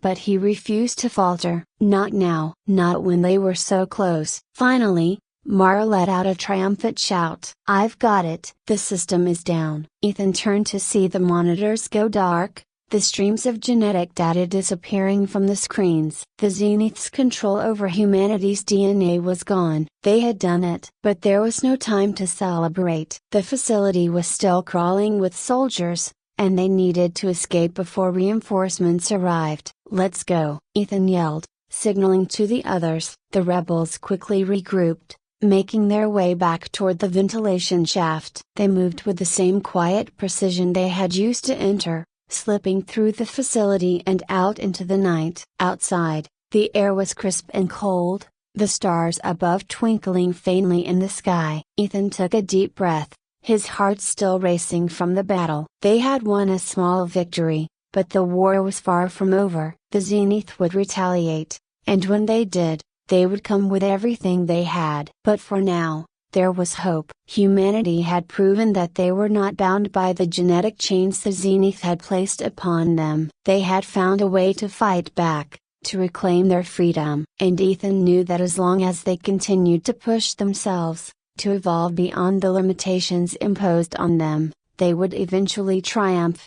Mara approached him, her face flushed with the adrenaline of battle. "We did it," she said, her voice filled with quiet satisfaction. Ethan nodded, a smile tugging at the corners of his mouth. "We did. But this is just the beginning." She nodded in agreement, her gaze shifting to the horizon. "The Zenith won't stop, but neither will we. We've unlocked something they can't control, something they didn't see coming." Ethan looked out at the city, the once towering structures of alien design now looking less imposing in the face of their newfound strength. "The human spirit," he said quietly. "They'll never be able to take that from us." As the rebels made their way back to their hideout, Ethan felt a sense of calm wash over him. For the first time in years, he believed in the possibility of a future without the Zenith's control. They had discovered the power of the human mind and body, a power that transcended the limits of genetics and alien manipulation, and they would use that power to lead humanity to freedom. Welcome to the story. Don't forget to like, subscribe and support me.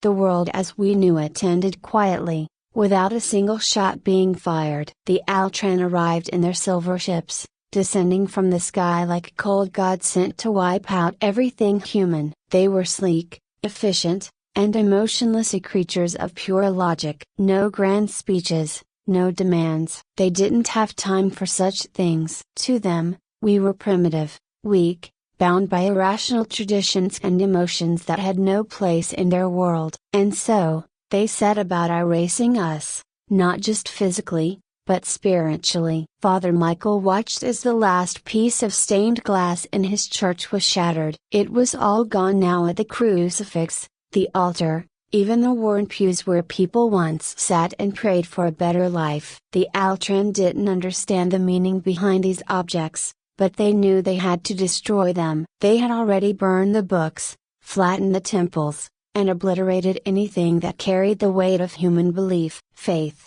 in their eyes, was weakness. It was illogical to cling to what couldn't be proven. Michael stood in the rubble, his once white collar gray with dust, his fingers trembling as they traced the shape of the crucifix in the air. What good had it done? What good had any of this done? He had prayed for salvation when the invasion started, for a miracle. But there had been nothing. The alien ships came, their black shadows blotting out the sun, and one by one, the cities fell, humanity fell. "Why are you still here, Father?"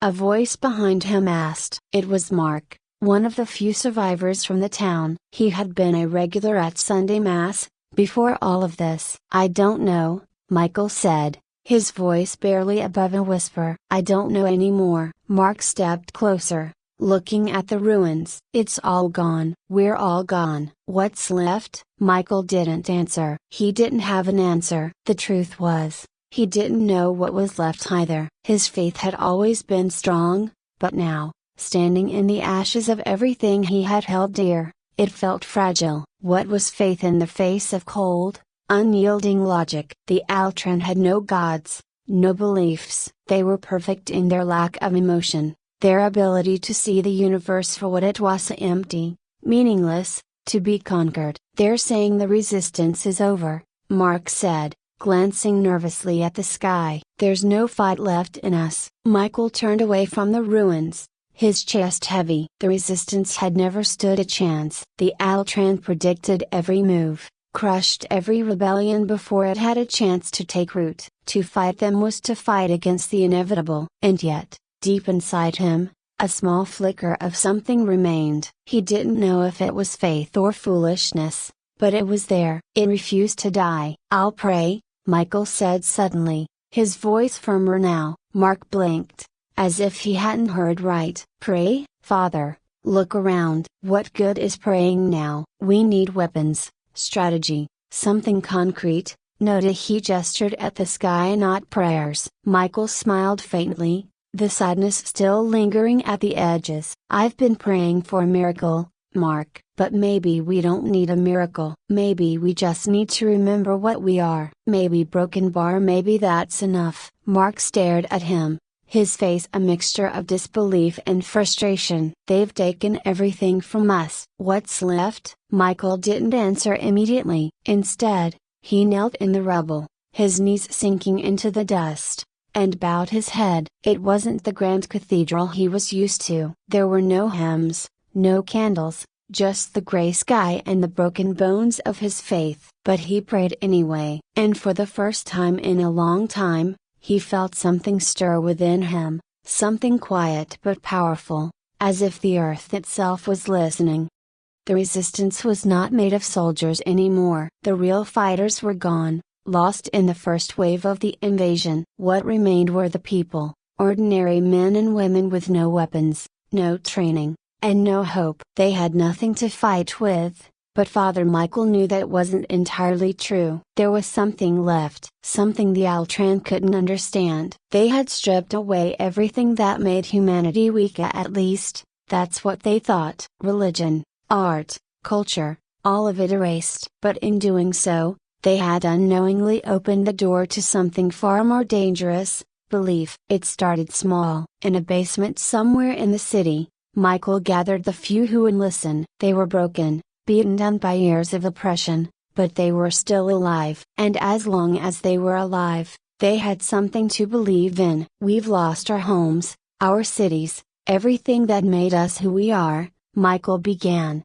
his voice steady despite the weight of the words. "But we haven't lost ourselves. The Altran can't take that from us." One of the men, Joshua, a former engineer, shook his head. "We can't fight them, Father. They're too strong, too a broken bar perfect." "They're not perfect," Michael said, his eyes burning with a quiet intensity. "They're flawed in ways they don't even realize. They don't understand faith. They don't understand belief, and that's where we have the advantage." Joshua looked unconvinced. "Faith won't stop their drones from killing us. Belief won't bring back the dead." "No," Michael admitted. "But it can unite us. It can make us stronger than they ever expected." The people in the room exchanged uncertain glances. It was hard to believe in anything after what they had seen. But Michael had seen something too. That flicker of power, that small stirring inside him. It wasn't just faith. It was something more. Something he couldn't fully explain yet, but he knew it was real. And if he could feel it, then maybe others could too. Word spread slowly, quietly. The Altran didn't notice at first. They were too focused on erasing the physical remnants of human culture to realize that a far more dangerous idea was taking root. Faith, belief, hope. These were concepts they didn't understand, couldn't quantify. They saw the world in numbers, in logic, and anything outside that framework was irrelevant. But as the resistance grew, it became clear that something was happening. People began to gather in secret, not to plan attacks or build weapons, but to pray, to sing, to remember who they were. And with each gathering, Michael felt the power growing. It wasn't just faith anymore. It was something deeper, something primal. It wasn't long before the Altran took notice. They didn't attack immediately. That wasn't their way. Instead, they observed, calculated, tried to understand what this new resistance was. They sent spies, drones, infiltrators, but no matter how hard they tried, they couldn't make sense of it. This wasn't a rebellion they could predict or control. Michael stood in the center of it all, watching as the people came together, their faces lit not by fire or rage, but by something far more powerful, belief. He didn't fully understand it himself, but he knew it was real. He could feel it in the air, like electricity crackling just beneath the surface. And then, one night, it happened. It was during one of their secret gatherings, deep in the woods outside the city. The air was thick with tension, but also with hope. They were praying, chanting softly, when the ground began to tremble. At first, they thought it was an earthquake, or perhaps an attack. But it wasn't either of those things. It was something far stranger. The air around them seemed to shimmer, and Michael felt a warmth spreading through him, a warmth that didn't come from the fire in the center of the circle. It was coming from within. Before he could speak, a bright light exploded from the ground, enveloping them all. And in that moment, Michael understood. This was the power he had felt, the power he had been trying to awaken. It was more than faith. It was human potential, something the Altran could never touch. At the edges of the gathering, Altran drones whirred to life, their cameras capturing the scene. But what they recorded was impossible. The humans were glowing, not with any technology the Altran could detect, but with something else, something beyond their understanding. The Altran commander, Zarak, reviewed the footage with a frown. "This is illogical," he muttered, his metallic voice echoing through the chamber. "Humans do not possess this capability. We must destroy them." His second in command, Rax, said coldly. "This phenomenon is a threat to the mission." Zarak hesitated. "We will study it first. There must be a rational explanation." But even as he said the words, a flicker of doubt crossed his mind. For the first time in his life, Zarak felt something strange, something alien, uncertainty. Father Michael had always believed in miracles. He had always trusted in the unseen forces that guided the universe. But never in his wildest dreams had he imagined witnessing one like this. As the glow spread from person to person, the air hummed with a strange energy, like the heartbeat of the earth itself had come alive. It wasn't just faith anymore. It was something far greater, a force born from the collective spirit of humanity, something the Altran would never understand. The people around him stared at their hands in awe, watching as the light pulsed from their bodies. It wasn't a blinding brightness, but a soft, golden glow, like the embers of a long-forgotten fire that had finally been reignited. They felt it deep in their bones, in their hearts, a power they had always carried within them but had never known how to access. Michael's mind raced. How was this happening? Was it the prayers, the faith? Or was it something more fundamental, something woven into the very fabric of humanity? He didn't know. All he knew was that they were no longer helpless. They had been given a weapon far more powerful than any gun or bomb, their belief in themselves. The Altran drones hovered at the edges of the gathering,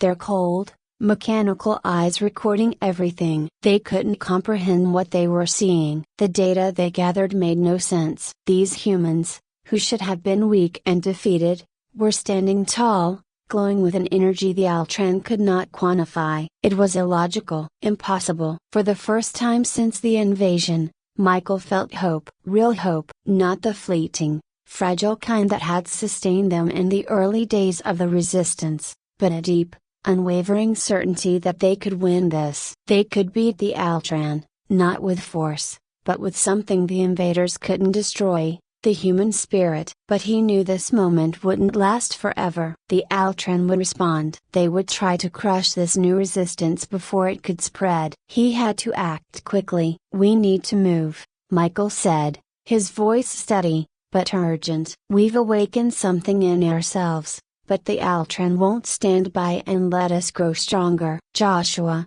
the engineer, stepped forward, his eyes wide with disbelief. "What is this, Father?" "What are we?" "We're human," Michael replied, placing a hand on Joshua's shoulder. "And that means more than we ever understood." The others gathered around, nodding, their faces filled with a mix of awe and determination. This was their chance. They weren't just fighting for survival anymore. They were fighting for what it meant to be human, for their faith, their culture, their very existence. "We'll take this power and spread it," Michael continued. "We'll gather more people, awaken more of this energy. The Altran won't be able to stop us." Mark, the young man who had doubted him in the beginning, now stood by his side, the glow reflecting in his eyes. "What do we do next?" "We pray," Michael said simply. "And we fight, in every way we can." The Altran didn't wait long to make their move. Within days, they launched an attack on the human strongholds, sending their most advanced machines to destroy the pockets of resistance. But something had changed. The humans they faced were no longer frightened and scattered. They were united, bound by an invisible force that made them stronger than the Altran's logic could account for. The battle for Earth began in earnest, but it was not the kind of battle the Altran had anticipated. They had prepared for physical combat, for brute force. They hadn't prepared for the resilience of human belief. The more they tried to crush the resistance, the stronger it grew. In city after city, humans gathered in secret, praying, chanting, remembering who they were. And with each gathering, the glow spread. It wasn't a visible thing anymore. It was a feeling, a connection between people that transcended words. They didn't need to understand it fully. They only needed to trust it. And as they did, the Altran began to falter. Zarak, the Altran commander, watched from his control room, his metallic face expressionless, but inside, he was seething. The humans were defying all logic. Their resistance should have been crushed by now. And yet, they persisted. More than that, they were winning. He replayed the footage from the drones again and again, trying to find the flaw, the weakness. There had to be something they were missing. But no matter how many times he analyzed the data, the result was the same. The humans had unlocked a power the Altran couldn't understand. "We must act now," Rax said, standing beside him. "They are growing stronger by the day. If we do not destroy them soon, they will become unstoppable." Zarak's eyes narrowed. "We will destroy them, but not with brute force. That has proven ineffective." "Then how?" "We must attack the source of their strength, their belief." Father Michael stood at the front of the resistance, leading his people not with weapons, but with words. He knew the Altran would strike back, and when they did, it would be unlike anything they had faced before. But he was ready. They all were. The night was dark, the sky heavy with the promise of another attack. But there was no fear in the camp. The people stood together, their faith in each other stronger than ever. And then, without warning, the Altran ships appeared in the sky, silent and ominous. The resistance braced themselves, but this time, there was no bombardment, no lasers, no explosions. Instead, a voice boomed from the ships, cold and mechanical. "Humans, your resistance is futile. We offer you one final chance to surrender. Abandon your beliefs, and you will be spared." A murmur rippled through the crowd, but Michael stepped forward, his back straight, his voice calm. "We will never surrender," he said, his words carried by the wind. "Not to you, not to anyone." The voice from the ship continued. "Your faith is your weakness. It blinds you to the truth. Abandon it, and you will live. Cling to it, and you will die. Michael smiled faintly. Faith isn't our weakness, it's our strength, and it's something you will never understand. There was a pause, and then the voice returned, colder than before. Then you will die. The ships began to descend, and the people prepared for the worst. But Michael stood firm, his hands raised, his eyes closed in silent prayer. And then it happened. The glow that had flickered within them before returned, but this time, it was stronger, brighter. It spread like wildfire, engulfing the camp in a soft, golden light. The Altran ships halted in midair, their systems short-circuiting as they tried to process what was happening. Zarak watched in horror from his control room as the humans below became something more, something the Altran couldn't control. Their faith had become a force of nature, a power that defied all logic. Impossible, Zarak whispered, his cold exterior cracking for the first time. This is impossible. But it wasn't. It was real, and it was unstoppable. The ships began to fall, one by one, crashing into the earth as their systems overloaded. The Altran forces, perfect in their logic, could not comprehend the chaotic, beautiful energy that surged from the humans below. Michael opened his eyes, watching as the Altran machines crumbled before them. It wasn't violence that had defeated them. It wasn't war, it was faith. It was belief. The people cheered, their voices rising into the night. But Michael remained still, his heart heavy with the knowledge of what had just happened. They had won, yes, but the victory had come at a cost. The Altran had been defeated not by brute force, but by something much deeper, much more human. As the last of the ships fell,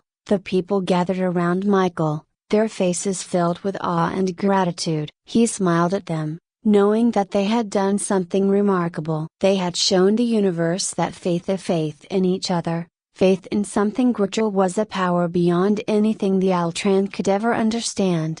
We've done it, Mark said, stepping forward, his voice filled with emotion. We've beaten them. Michael nodded, his eyes shining with unshed tears. Yes, he said softly. But remember, this is just the beginning. The Altran may be gone, but we must never forget what we've learned here. Our faith, our belief, it's what makes us who we are, and it's something no one can ever take from us. As the sun began to rise on the horizon, the people stood together, united not by fear, but by hope. They had fought for their humanity, and they had won. And in the quiet that followed, Father Michael knew that the world had changed forever. Not because of the Altran, but because of what they had awakened within themselves. The battle was over, but their journey was just beginning. Welcome to the story. Don't forget to like, subscribe and support me.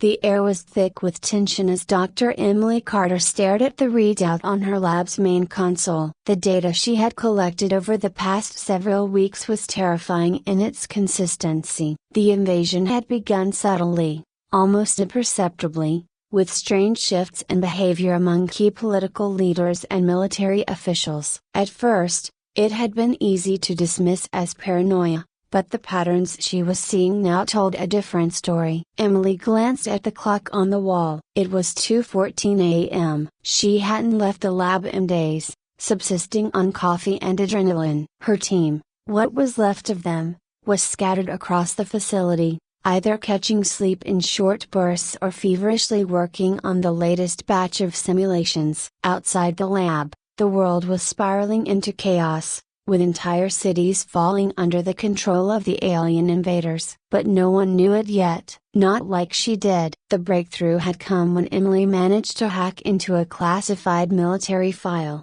one that recorded strange mental breakdowns among personnel at an underground base. Soldiers who had been deployed in sensitive areas were returning with the same, vacant look in their eyes. The kind of look that told her something or someone else was in control. "What are you seeing?"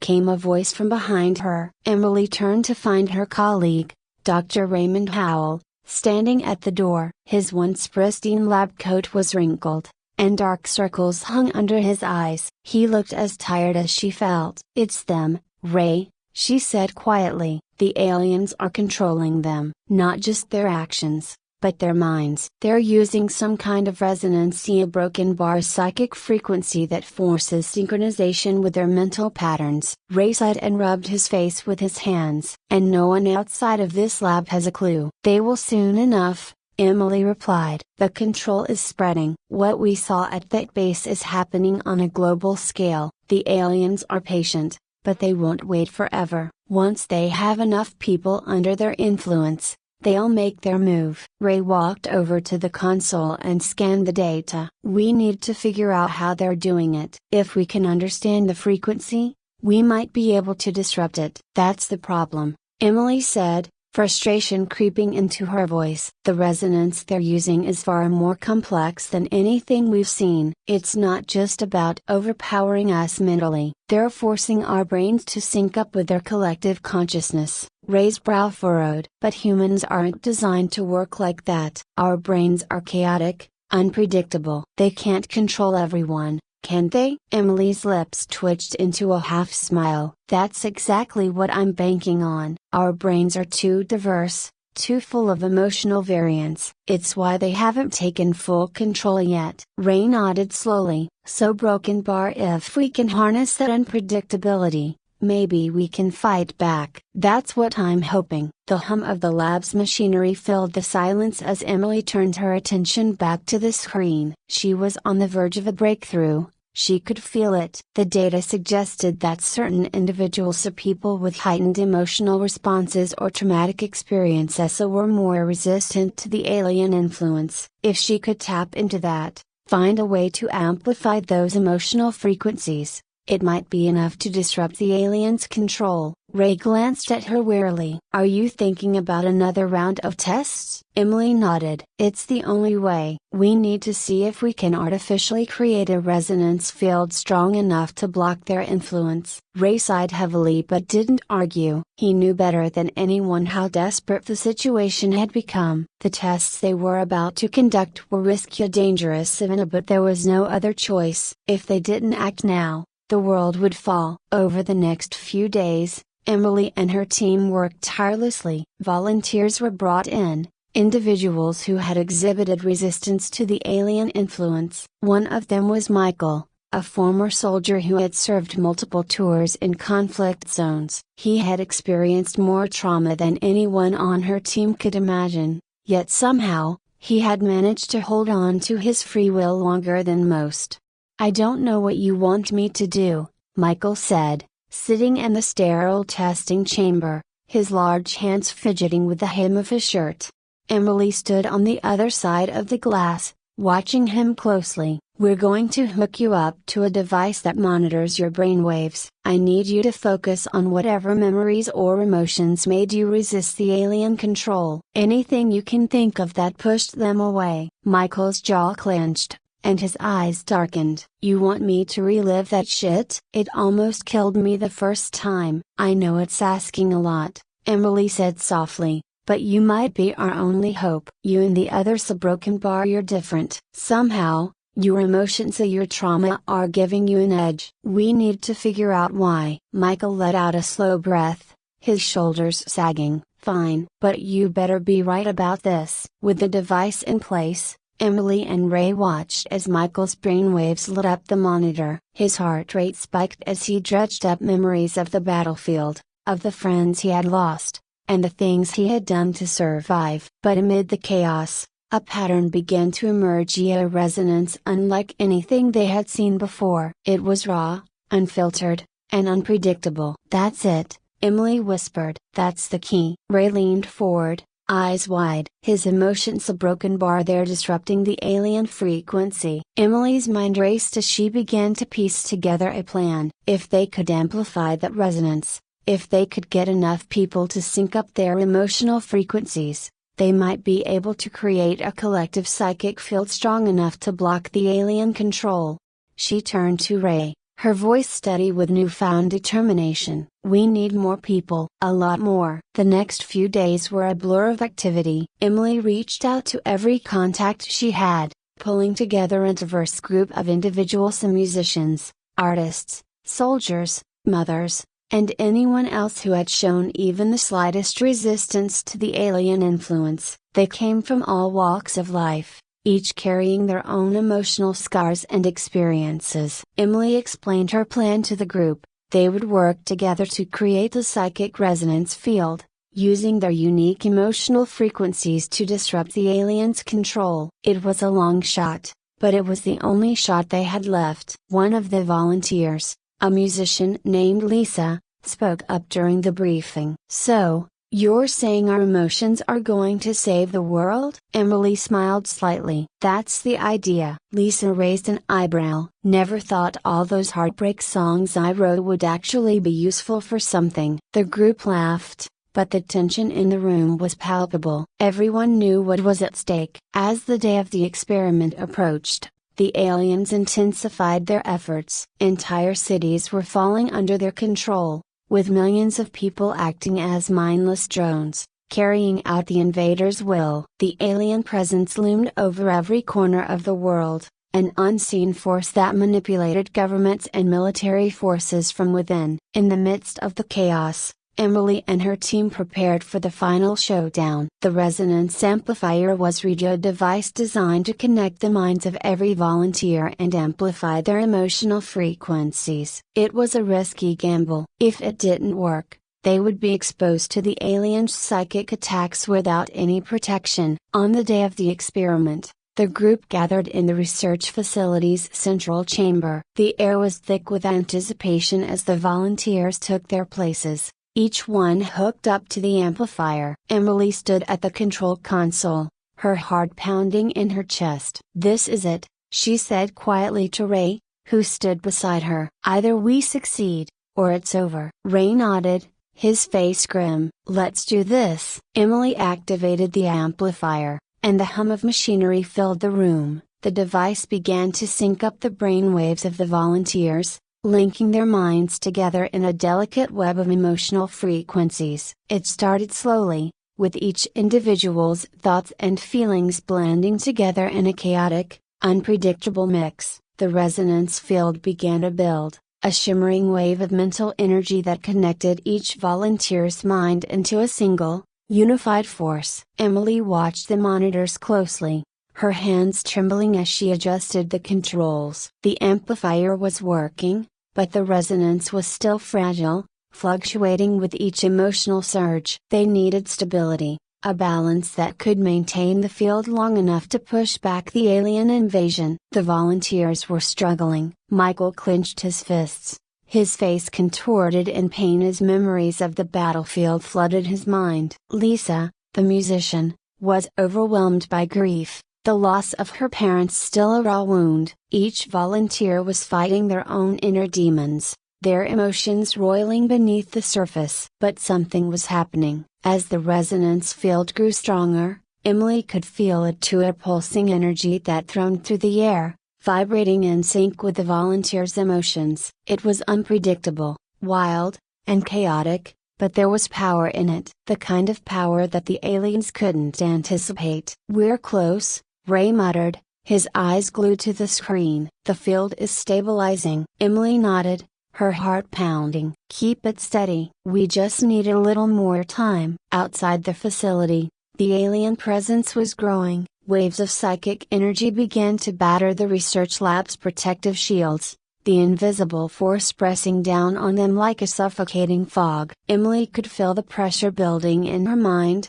the invasive tendrils of the alien influence attempting to breach their defenses. But the resonance field held, pushing back against the alien control. Suddenly, one of the volunteers screamed a gut-wrenching sound that sent a jolt of panic through the room. Emily's eyes shot to the monitor. It was Michael. His emotional frequency had spiked violently, threatening to destabilize the entire field. "No, no, no," Emily whispered, her fingers flying over the controls. "We're losing him." Ray moved quickly to Michael's side, placing a hand on his shoulder. "Michael, you need to focus. Don't let it take over." Michael's face was pale, his eyes wide with fear. "I can't, a broken bar, I can't hold it. It's too much." "You can," Ray said firmly. "Remember why you're here. Remember what you're fighting for." For a moment, It seemed like Michael might collapse under the weight of his own trauma. But then,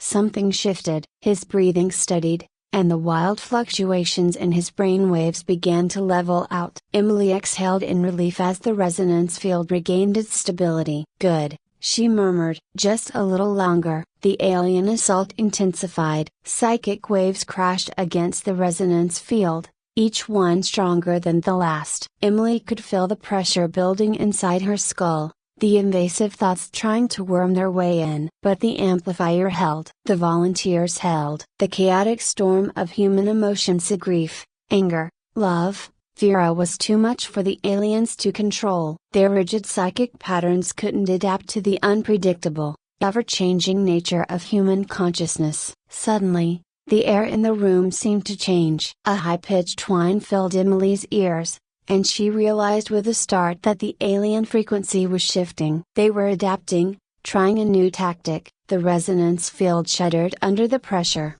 its delicate balance teetering on the edge of collapse. "Emily, they're breaking through," Ray shouted. "I see it." Emily snapped, her fingers flying over the console as she tried to compensate for the change. But it was no use. The aliens had found a weak point in the field, and they were exploiting it. Panic surged through Emily. They couldn't afford to lose now, not when they were so close. She glanced at the volunteers. They were struggling, their faces twisted in concentration and pain as they fought to maintain the resonance field. "We need more power," Emily muttered, her mind racing. "We need something stronger." Ray's eyes widened. "You're not thinking of Faye." "I am," Emily said firmly. She turned to the control panel and began typing in a series of commands. "We need to sync everyone's emotional frequencies more closely. It's the only way to stabilize the field." "That's risky," Ray warned. "If we push them too hard,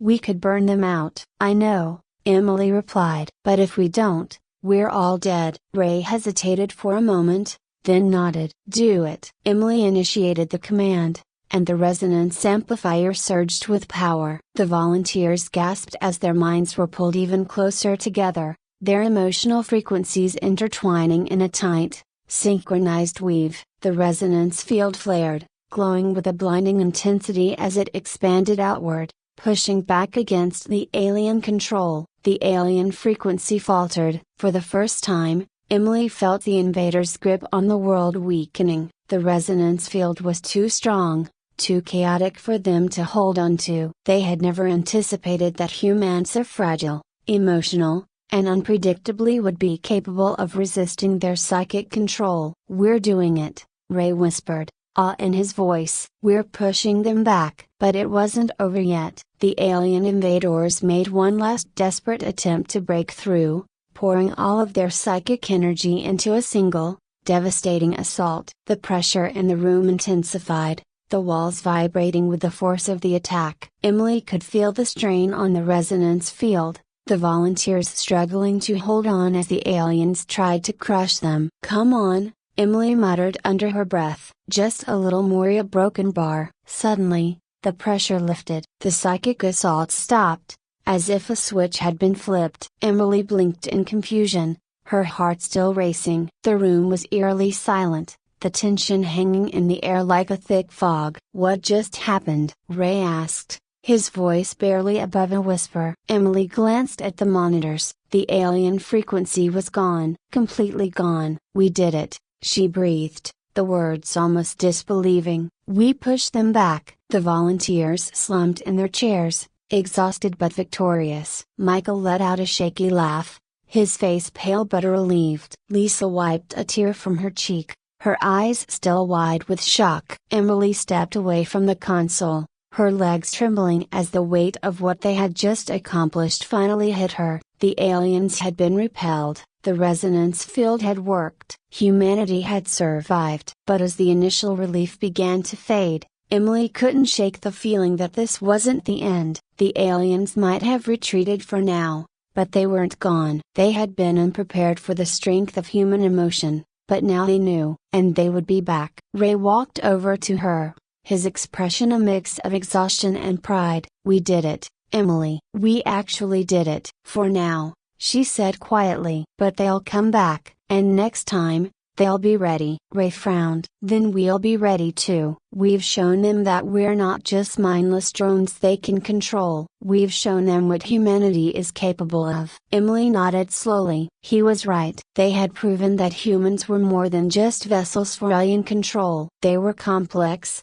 emotional, unpredictably, and that was their greatest strength. But there was still so much to learn, so much to prepare for. As the volunteers began to file out of the room, Emily turned to Ray. We need to keep working. We need to refine the amplifier, make sure it's ready for when they come back. Ray sighed, rubbing the back of his neck. You're not going to let us rest, are you? Emily smiled faintly. Not for long. We have a planet to protect. Ray chuckled, shaking his head. All right. Alright, I'll start running diagnostics in the morning. Emily watched as he walked away, her mind already turning to the future. The battle was won, but the war was far from over. The aliens would return, stronger and more determined than before. But so would they. Humanity had survived because of their emotions, their diversity, and their individuality. And Emily would make sure they were ready for whatever came next. The psychic resonance field had proven its power,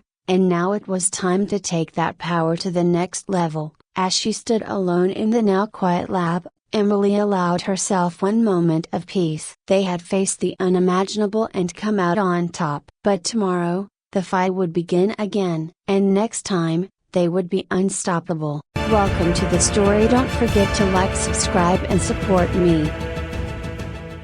The shimmering vessel of the Korani hovered silently in the upper atmosphere of Earth, cloaked in an invisibility shield that made it nothing more than a ripple in the sky. Erosin, the lead archaeologist of the Korani expedition, stood at the observation window, his dark, opalescent eyes scanning the blue planet below. It was a beautiful world, filled with life and organic complexity, but it was not beauty that had brought them here. Prepare to descend, Erosin ordered in a voice rich with authority yet touched with a rare tone of curiosity. The ship hummed to life, its powerful engines gently guiding it toward the surface. As it descended, Erosin reflected on the mission that had brought them to this backwater planet on the far edge of the galaxy. The Korani had studied countless species across the cosmos, mapping biological evolution, understanding the intricacies of life, and dissecting the mysteries of consciousness. And yet, there was something about humans that remained elusive. The Korani had heard whispers of a belief in something called a soul. The idea was perplexing,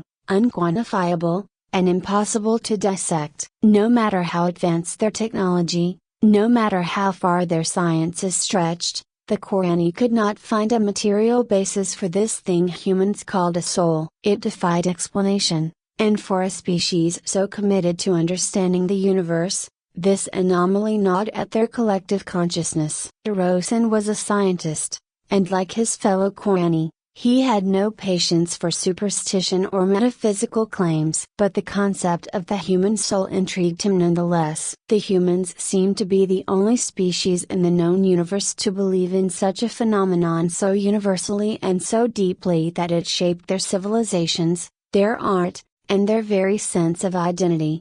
As the ship landed, the Korani team materialized themselves in the midst of a bustling human city. New York, the humans called it. Their technology allowed them to move undetected, passing through the streets like ghosts, invisible to the naked eye, observing humans in their national habitat. Erosin watched the people rushing through their lives, busy and distracted, but somehow still connected to something beyond themselves. It was this connection, this intangible force, that Erosin had come to investigate. What are we looking for, exactly? Tilran, one of his colleagues, asked as they moved through the throng of people. We've scanned their brains, studied their biochemistry, and mapped their neural networks. There's nothing here that should suggest the existence of a soul. Erosin remained silent for a moment, considering the question. He had asked himself the same thing many times, and yet here they were. We are not looking for something we can measure,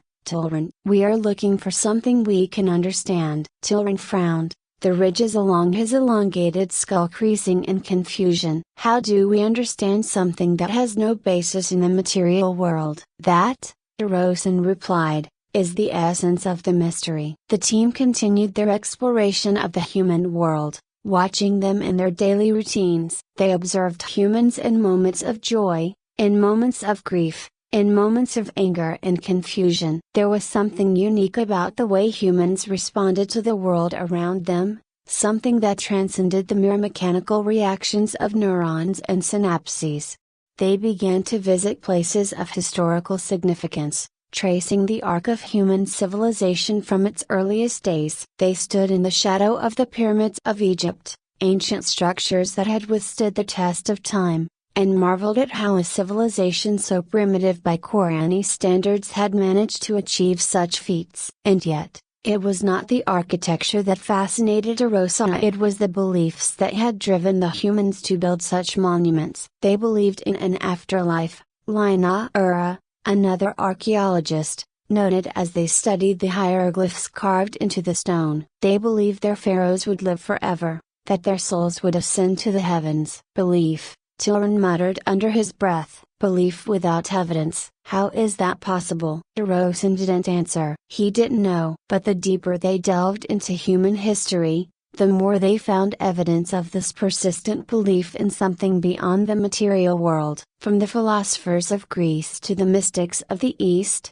humans had always searched for meaning in their existence, and it was this search that seemed to give birth to the concept of the soul. The Qur'ani team moved forward in time, visiting key moments in human history, watching as cultures rose and fell, as empires expanded and crumbled. They observed the Crusades, wars fought in the name of faith, and witnessed the Renaissance, a rebirth of human thought that fused science and spirituality in ways that the Qur'ani could not fully comprehend. As they studied these events, Rosen began to form a hypothesis. Perhaps the soul was not something that could be measured because it was not a physical entity. Perhaps it was a byproduct of the human experience, of their constant striving to understand their place in the universe. It was a radical idea, one that flew in the face of everything the Qur'ani knew, but the more they observed, the more sense it seemed to make.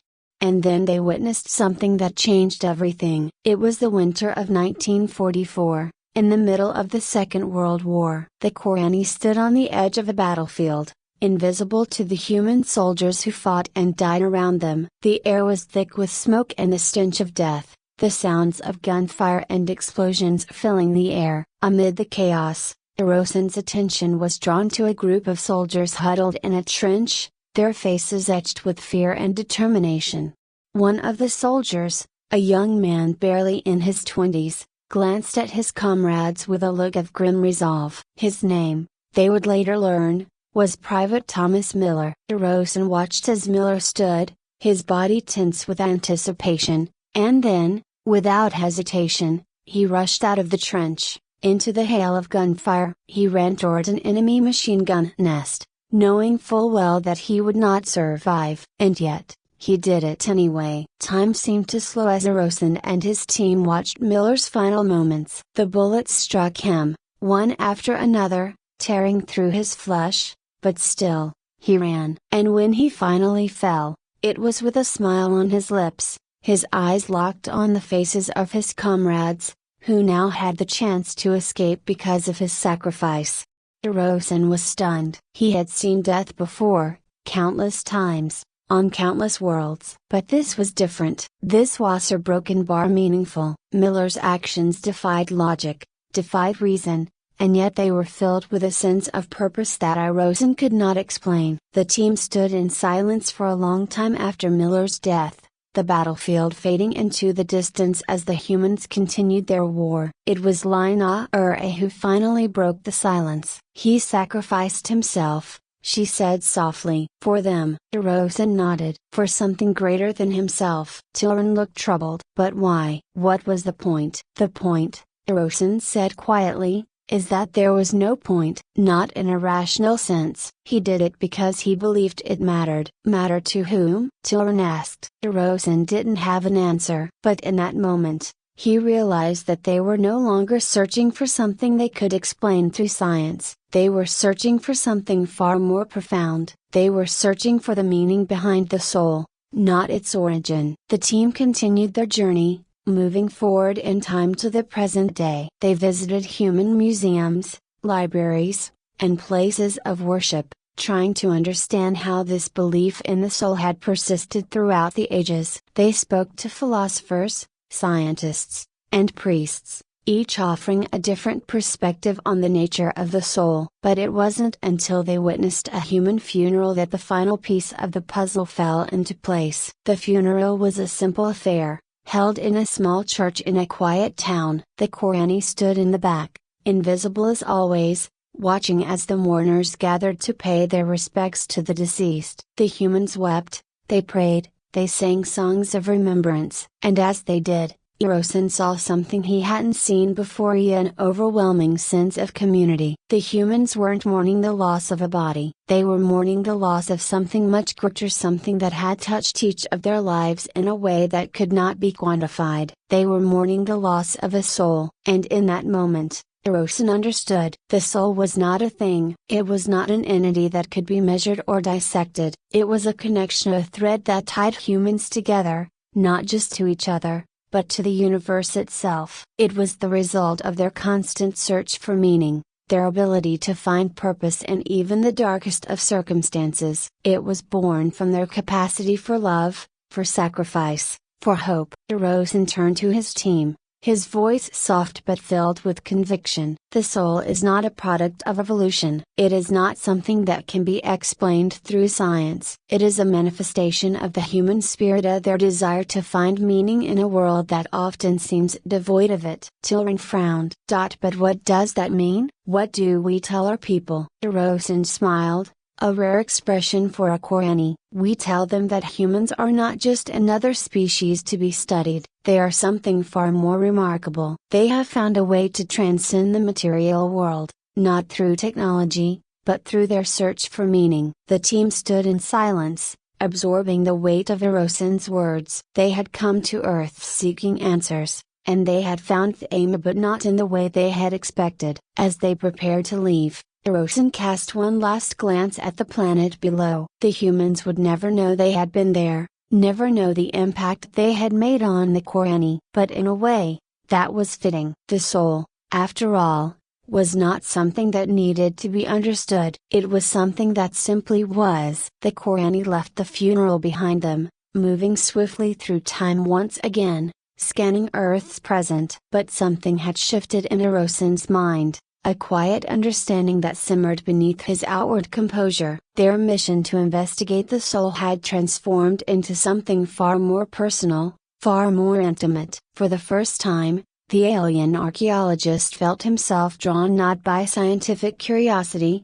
but by something he couldn't fully explain.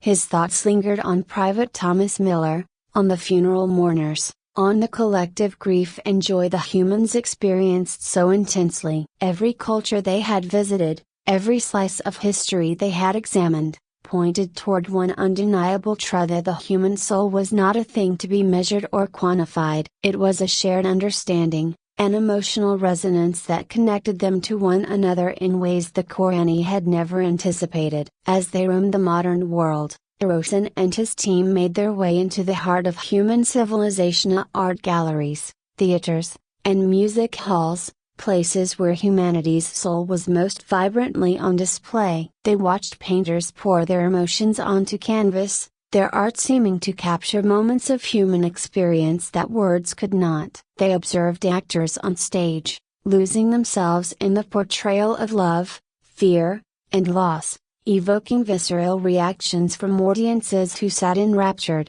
In a dimly lit concert hall, the Korani stood invisible as a symphony orchestra performed a sweeping piece of music that left the human audience in silent awe. The sound, Hirosen noted, seemed to rise and fall in waves, like an ocean of emotion flowing through the room. The faces of the humans reflected something deep and profound: a sense of being connected to one another, to something greater than themselves. The music carried them beyond their individual experiences, uniting them in a collective feeling of joy and sorrow, hope and despair. As the final notes faded, the humans sat for a long moment in stillness, as if unwilling to break the spell that had been cast. It was a moment that struck Erosin deeply. He had heard music before, in various forms across the galaxy, but this was different. This was not simply sound. This was an expression of the human soul, a language that transcended words and logic,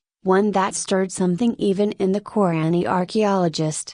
"There's more here than we thought," Lina-Ura whispered, breaking the silence between the Korani. "It's not just about belief or sacrifice. It's about a broken bar feeling. They use art, music, storytelling to capture what words cannot." Erosin nodded. "They express their souls through these creations. It is through their art that they understand themselves and each other." Tilran, ever the skeptic, frowned. "But what does that mean for us? We've seen the evidence of their emotions, their beliefs, but we still don't understand how the soul works, how it exists." "We're not meant to understand it," Erosin said, his voice quiet but firm. "Not in the way we're used to. We came here looking for something we could define, something we could explain with science. But the soul is not a thing that can be explained. It's an experience, and it's one that belongs to them." The team continued their exploration, now with a new understanding of their mission. They visited hospitals, watching as doctors and nurses fought to save lives, as families clung to hope in the face of illness and death. They saw parents cradle newborn babies, their faces filled with awe and wonder at the new life they had brought into the world. And they witnessed teachers guiding children, instilling in them the values and knowledge that would shape their futures. Everywhere they went, the Korani saw evidence of the human soul at work, not as a mystical force, but as a product of human connection, of relationships built on love, trust, and sacrifice. It was the thread that tied them together, binding them to one another and to the universe in a way the Korani had never before encountered. As they prepared to leave Earth, Erosin took one last moment to reflect on what they had learned. They had come to understand that the human soul was not an anomaly, not a glitch in the fabric of the universe. It was something far more significant, to something that set humanity apart from every other species the Korani had encountered. They had discovered that the soul was not just a belief or a concept. It was the manifestation of humanity's deep connection to the cosmos, a connection that could not be severed or explained by science alone. It was the result of their endless search for meaning, their ability to find purpose even in the face of suffering and loss. Erosin and his team stood on the bridge of their ship, watching as the planet Earth grew smaller and smaller in the viewport. The blue-green world that had once been just another point of interest on their galactic map had become something far more important. It had become a symbol, a reminder that there were things in the universe that could not be measured or understood through science alone. "We've learned something here," Erosin said softly, more to himself than to his team. "Something we never expected." Tilran, standing beside him, frowned. "But what do we do with this knowledge? How do we present it to the High Council?" Erosin turned to him, a faint smile tugging at the corners of his mouth. "We tell them the truth, that we came here searching for answers and found something far more valuable. We found a species that has discovered a way to transcend the material world, and not through technology, but through their capacity for love, sacrifice, and meaning." Tilran looked uncertain. "And you think the council will accept that?" "They'll have to," Erosin replied, "because it's the truth." As the ship entered hyperspace, leaving Earth behind, Erosin allowed himself a moment of quiet reflection. He thought of all the humans they had observed, of the countless lives they had touched without ever being seen. He thought of Thomas Miller, of the mourners at the funeral, of the musicians and artists who poured their souls into their work. And he thought of the families, the parents, the children, all connected by something deeper than science could explain. For the first time in his long career, Erosin felt something stir within him, a sense of awe, of wonder. He had spent his life searching for answers, but now he realized that not all answers could be found in the material world. Some answers, like the human soul, could only be found through experience. As the stars blurred into streaks of light outside the viewport, Hirosen smiled to himself. The Korani had come to Earth searching for an explanation, but they had left with something far greater, an understanding of what it meant to have a soul. Welcome to the story. Don't forget to like, subscribe and support me. The Cairo believed they were gods, not the kind who wore flowing robes and spoke in riddles, but gods in the truest sense. They had power over the universe itself, manipulating the laws of physics at will. Time, space, gravity, these were mere tools to them, as natural as breathing to humans. And like gods, they had long ago ceased seeing lesser creatures, such as humans, as anything more than playthings. Dr. Elaine Carter knew this well. She had witnessed it firsthand. She'd seen her team tortured and broken, their bodies used as experiments to satisfy the Cairo's cruel curiosity. They wanted to see how far they could push humanity before they snapped, before mind and body were shattered beyond repair. And all the while, the Cairo stood in their impossible majesty, looking down with their glowing eyes, as if they were so far removed from the suffering they inflicted that it barely registered. To them, the humans were insects, and Elaine, one of many bugs trapped in a jar. But Elaine wasn't like the others. She wasn't going to break. She couldn't afford to. Again, a cold voice soared from behind her. Elaine's muscles screamed in protest as the gravity field increased again. The weight of a small planet pressed against her bones, forcing her to her knees. Her vision blurred as the edges of her mind flirted with blackness, but she didn't let it take her. Gritting her teeth, she forced herself to stand, inch by inch, her legs quivering as though they might give way at any moment. The overseer, Sorrel, watched with mild interest. His shimmering silver skin reflected the harsh light of the chamber, his elongated body wrapped in regal robes. He floated effortlessly, unaffected by the same force that was attempting to crush Elaine into the ground. His sharp, angular face wore a hint of amusement as he leaned in closer. "You humans are so fragile," Sorrel mused, tilting his head. "Why do you resist the inevitable?" Elaine didn't answer. She had stopped wasting breath on the Cairo long ago. Every word was twisted into their narrative of superiority, every defiant act another reason for them to mock the inferiority of humankind. Instead, she focused on her breathing. Slow, steady. She felt the weight crushing her chest, making every inhale feel like swallowing a mountain. But she didn't give in. She couldn't give in. Somewhere, deep within her, something stirred. And that something terrified Sorrel. For the first time in his life, a small spark of doubt flickered in the back of his mind as he watched her defy the force of the universe itself. Elaine was a curiosity, not because she was physically stronger than the others, but because of her mind. There was something about her will unyielding, unbreakably, that unsettled him. "Enough," he said, waving his hand. The crushing weight vanished, and Elaine fell forward, collapsing to her hands and knees, gasping for air. Her vision swam, her limbs trembling uncontrollably, but she refused to stay down. Slowly, painfully, she pushed herself upright once more, glaring at Sorrel with a fury that burned brighter than any star. "You think your will can change the fabric of reality?" Sorrel asked, his voice dripping with condescension. "You are nothing, human. A fleeting spark in the vastness of time. Your kind is bound by flesh, by the limits of biology. We, the Cairo, have transcended such petty constraints." Elaine didn't respond. She couldn't afford to. Not yet. She knew that to reveal her hand too soon would mean certain death for her and her team. Instead, she allowed him to think he had broken her, let him believe that her silence was submission. When Sorrel left the chamber,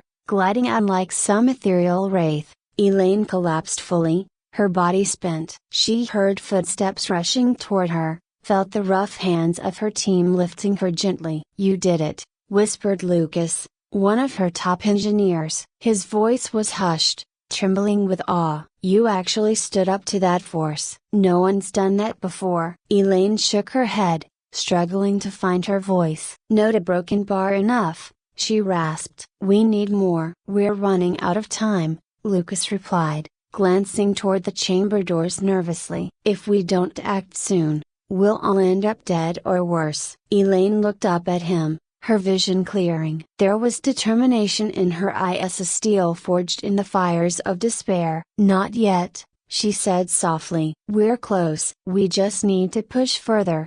The experiments continued for days, weeks. The Chiron grew more frustrated as Elaine and her team refused to break. Each session was worse than the last, of tortures designed to cripple the human body, tests to push them beyond their limits. But Elaine didn't falter. Through sheer force of will, she pushed herself and her team to survive. It wasn't just about survival, though. Elaine had started to notice something. Each time they were subjected to the Chiron's tortures, something in her mind shifted. She could feel it in the way her thoughts sharpened, the way her reflexes quickened, the way she could predict movements, manipulate her surroundings even if only subtly. She knew the Chiron noticed too. But they didn't understand what was happening. They thought humans were weak, incapable of true evolution. They were wrong. Late one night, in the darkness of their cell, Elaine gathered her team. There were 6 of them now, survivors of the experiments, all loyal to her, all following her lead without question. They had been through hell together, and now, they were ready to fight back. We've been training our bodies, Elaine said, her voice a low whisper. But it's our minds they fear. The Chiron think they've surpassed us because they can manipulate the universe's laws. But we've seen their weakness. They can't do it without their technology. It's not inherent. It's learned. Lucas frowned. But even if we know that, what can we do? We don't have access to their tech. Elaine smiled. It was a cold, calculated smile, the kind that hinted at something dangerous lurking beneath. We don't need their tech. We've been pushing the limits of our bodies for weeks. Now, it's time to push the limits of our minds. They trained in secret, using the techniques Elaine had discovered. Meditation, focus, willpower. At first, it seemed impossible. The Chiron had convinced them that humans were weak, limited. But as they practiced, they began to notice changes, subtle, but undeniable. It started small. Lucas found he could manipulate the temperature of his surroundings, raising or lowering it with just a thought. Another member of the team, Sarah, could slow her heart rate to almost nothing, allowing her to survive on minimal oxygen in high-stress environments. They were pushing the boundaries of what the Chiron believed humans capable of. And it was only the beginning. Elaine herself experienced something even more profound. During one of their secret training sessions, she had an epiphany. She was able to perceive the flow of time not just as a linear progression, but as something malleable. Something she could stretch and bend. She could see into the spaces between seconds, manipulating her perception to move faster than any of the Chiron could anticipate. It was exhilarating and terrifying. We're changing, Sarah whispered one night after a particularly intense session. We're becoming something else, something a broken bar more. Elaine nodded. And the Chiron don't know it. Not yet. That was the key. The Chiron had no idea what was happening. They had assumed that any human evolution would be physical, something they could measure and quantify. But this was different. This was mental, spiritual. The Chiron had no frame of reference for it. The plan was simple, but dangerous. They would wait for the next round of experiments, pretend to submit, and then use their newfound abilities to strike back. They didn't have to defeat the entire Chiron Empire, just Sorrel, just the overseer who controlled the facility. As the next test approached, Elaine and her team steeled themselves. There was no turning back now. This was the moment they had been waiting for, the moment when they would show the Chiron just how wrong they had been. Sorrel entered the chamber, flanked by 2 Chiron guards. His expression was one of mild disinterest as he prepared the next experiment. He didn't even bother to look at Elaine. Big mistake. Elaine moved before he could react, her body a blur as she crossed the room in the space between seconds. Time seemed to slow around her as she lashed out, her fist connecting with Sorrel's face in a move so fast, he didn't even have time to blink.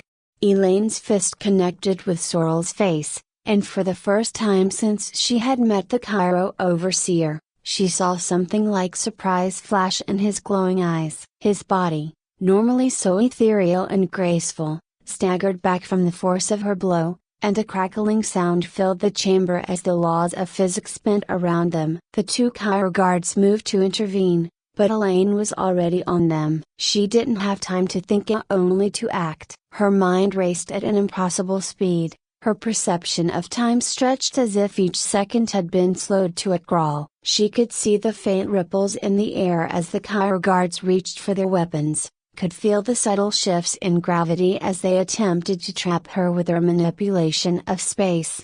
But it didn't matter. She was faster. In a single fluid motion, she spun toward the first guard, her hand slicing through the air and knocking his weapon aside before it could fully materialize. She could feel the energy surging through her body, could sense the way her will was bending the laws of the universe around her. The Cairo had underestimated the power of the human mind, and now they were paying the price. The second guard moved in, his glowing eyes narrowing as he attempted to focus his control over gravity to pin her down. But Elaine had already anticipated his move. She ducked low, the crushing force of gravity grazing her as she pivoted around him, her legs sweeping out in a sharp arc. The guard's feet were knocked out from under him, and before he could react, Elaine was on him, her fist driving into his side with a force that sent him flying across the room.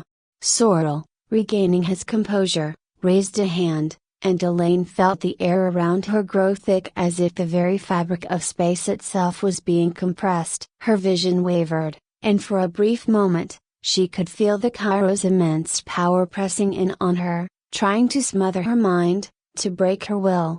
But Elaine wasn't going to break. Not now, not ever. With a fierce cry, she pushed back against the crushing weight of space, her mind reaching out, bending the laws of reality to her will. The pressure around her shattered, and the room seemed to ripple as she broke free from Sorrel's grip. "You," Sorrel hissed, his voice laced with disbelief. "How?" Elaine didn't answer. There was no need. She could feel the power coursing through her veins, feel the limits of her mind and body expanding with each passing second. This wasn't just evolution, it was transcendence. The Cairo had thought they had control over the universe, but they had never understood the true potential of the human will. Sorrel lunged at her, his hands crackling with energy as he attempted to tear at the fabric of space around her. Elaine met him head on, her body moving with a speed and grace that felt almost effortless. Their movements blurred together, the room distorting around them as their powers clashed. Sorrel's attacks were wild, fueled by desperation and anger, but Elaine was calm, focused. She could see every one of his moves before he made them, could feel the subtle shifts in the air as he tried to bend space to his advantage. But Elaine had already mastered those same abilities and more. With a sharp twist of her hand, she grabbed hold of the invisible threads of space and time, pulling them tight around Sorrel. He froze, his body contorting as he struggled against the invisible bonds that held him in place. His eyes burned with fury as he realized what had happened. "You a broken bar insignificant," he began, but his words were cut off as Elaine clenched her fist, and the air around him collapsed inward. For a moment, there was only silence. Then, with a sickening crack, Sorrel's body crumpled, collapsing into itself as the weight of his own power consumed him. The room fell still, the faint hum of Cairo technology the only sound that remained. Elaine stood over Sorrel's lifeless form, her breath coming in slow, measured gasps. The energy still coursed through her veins, but she could feel it ebbing, the strain of pushing her mind and body to their limits finally catching up with her. She turned to her team,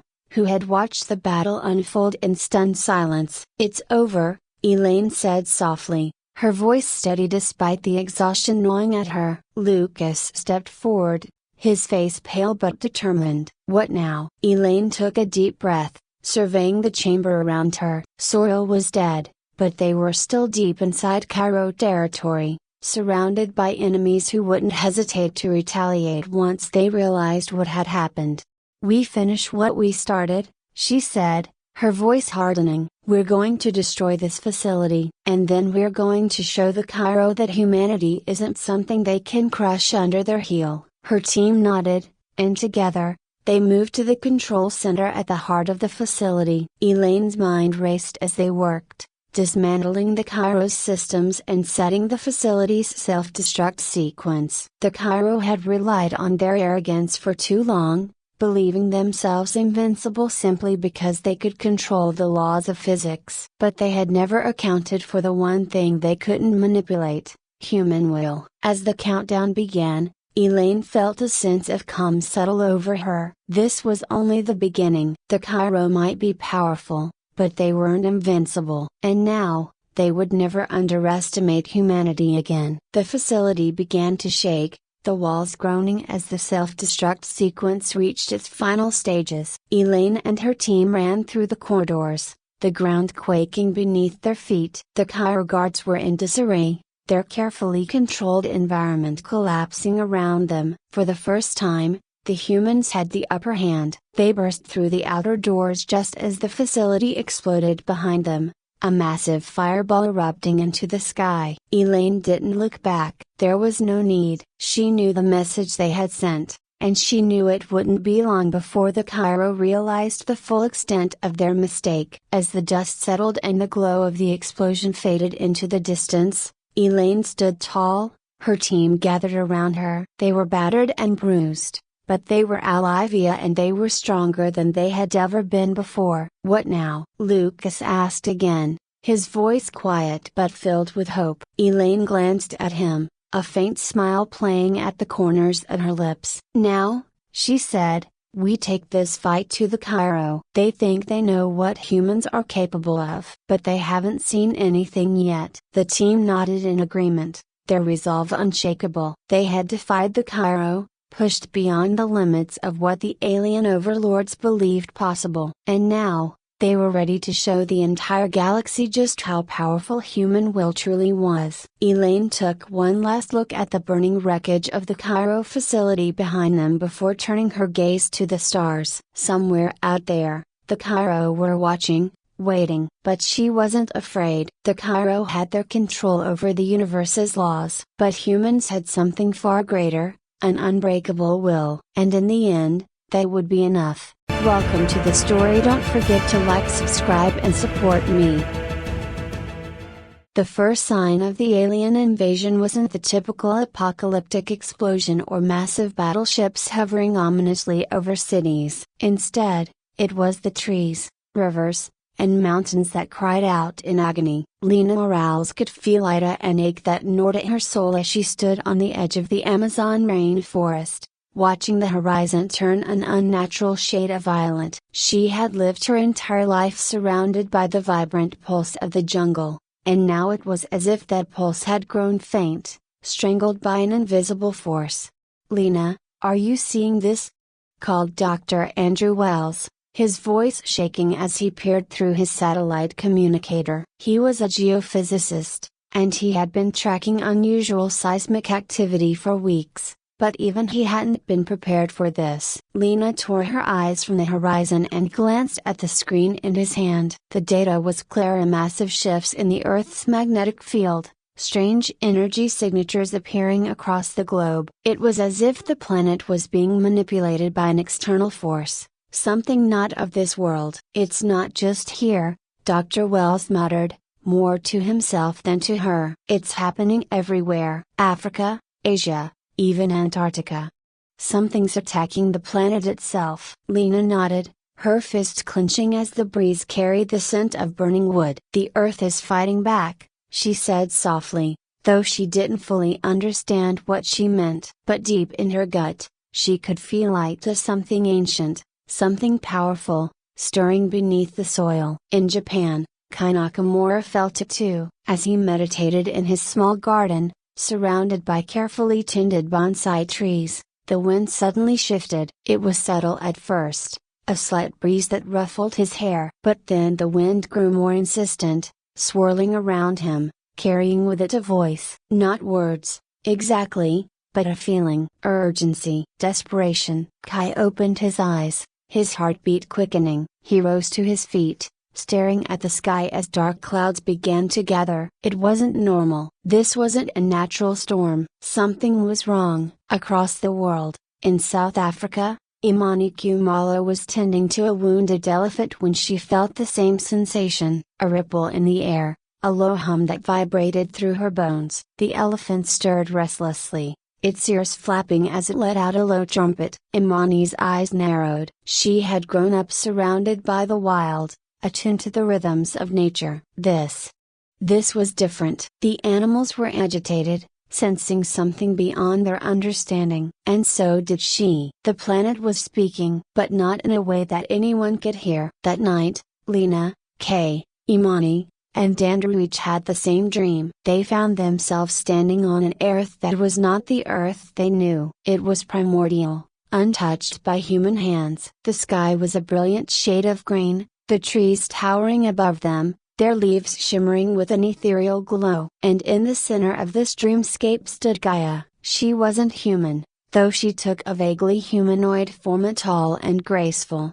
with skin that seemed to shift between bark, stone, and water. Her eyes were deep pools of wisdom, ancient and knowing, filled with the weight of millennia. "You have been chosen," Gaia said, her voice echoing through the air like a song carried by the wind. "The earth is in danger, not from within, but from forces beyond your world." The Raksheen, a race of beings who have destroyed countless planets, now seek to strip Earth of its life and resources. But the planet will not die without a fight. Lena stepped forward, her heart racing. "What can we do?" Gaia's gaze softened, and she extended her hand toward them. "You will be my guardians, the protectors of life itself. I will grant you powers tied to the natural forces of this world. With them, you will have the strength to drive the invaders away." As Gaia spoke, each of them felt a surge of energy, as though the very essence of the earth flowed into their veins. Lena gasped as she felt her connection to the rainforest deepen,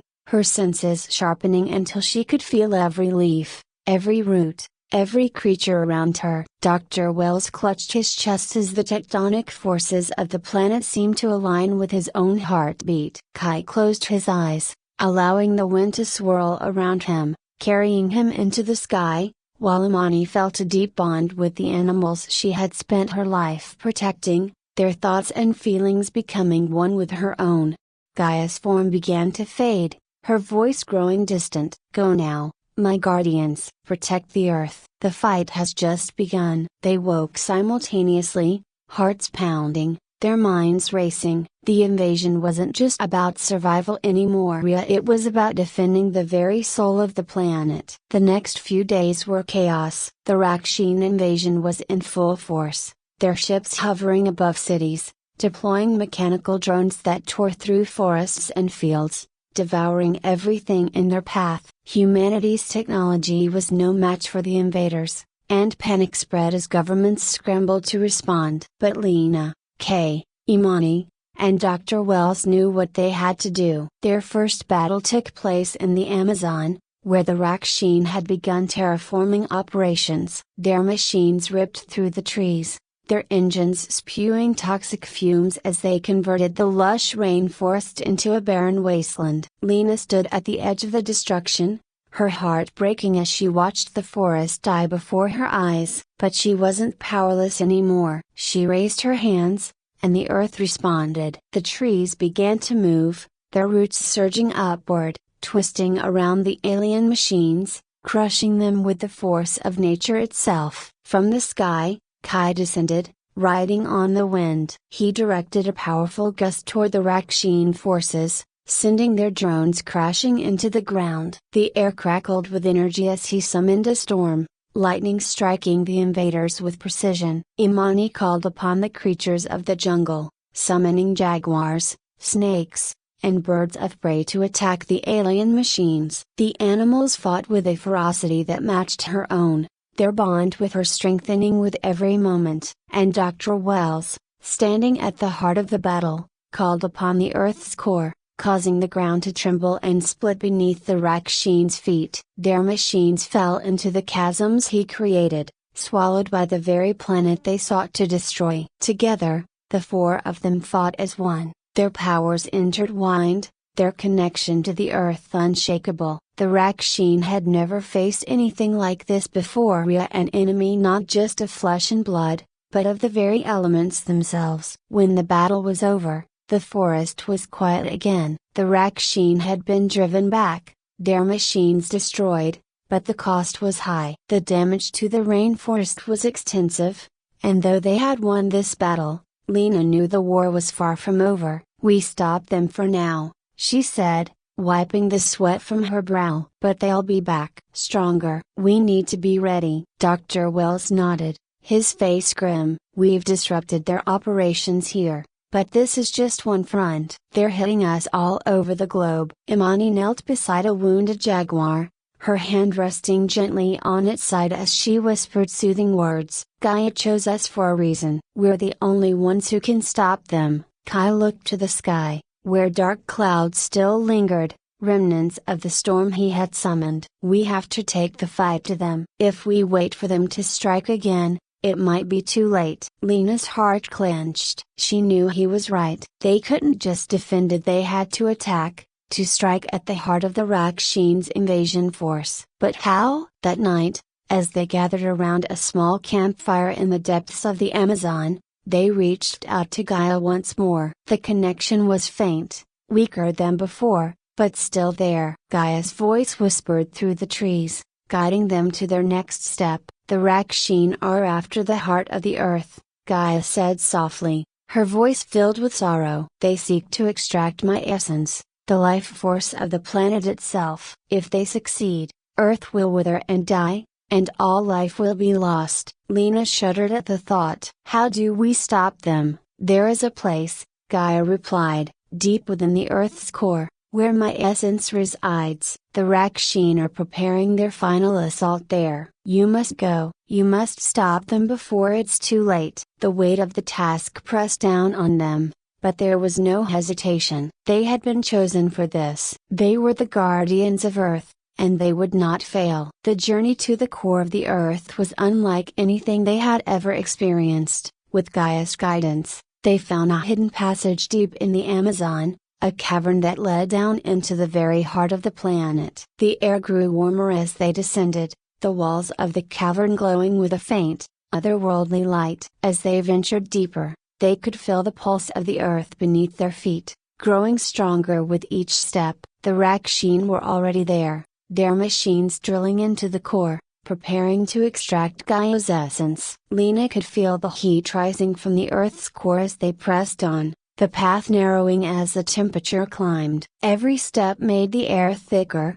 the weight of the planet's energy pressing down on them. Sweat dripped down her back, but she kept going, her resolve unshaken. The further they went, the more she could sense Gaia's presence, a faint hum that echoed through the stone. Beside her, Dr. Wells was silent, his eyes narrowed in concentration. He had been the one to find the path, using his connection to the Earth's tectonic forces to guide them. His abilities had grown stronger since Gaia had chosen him, and now it was as though he could feel the very bones of the planet beneath his feet.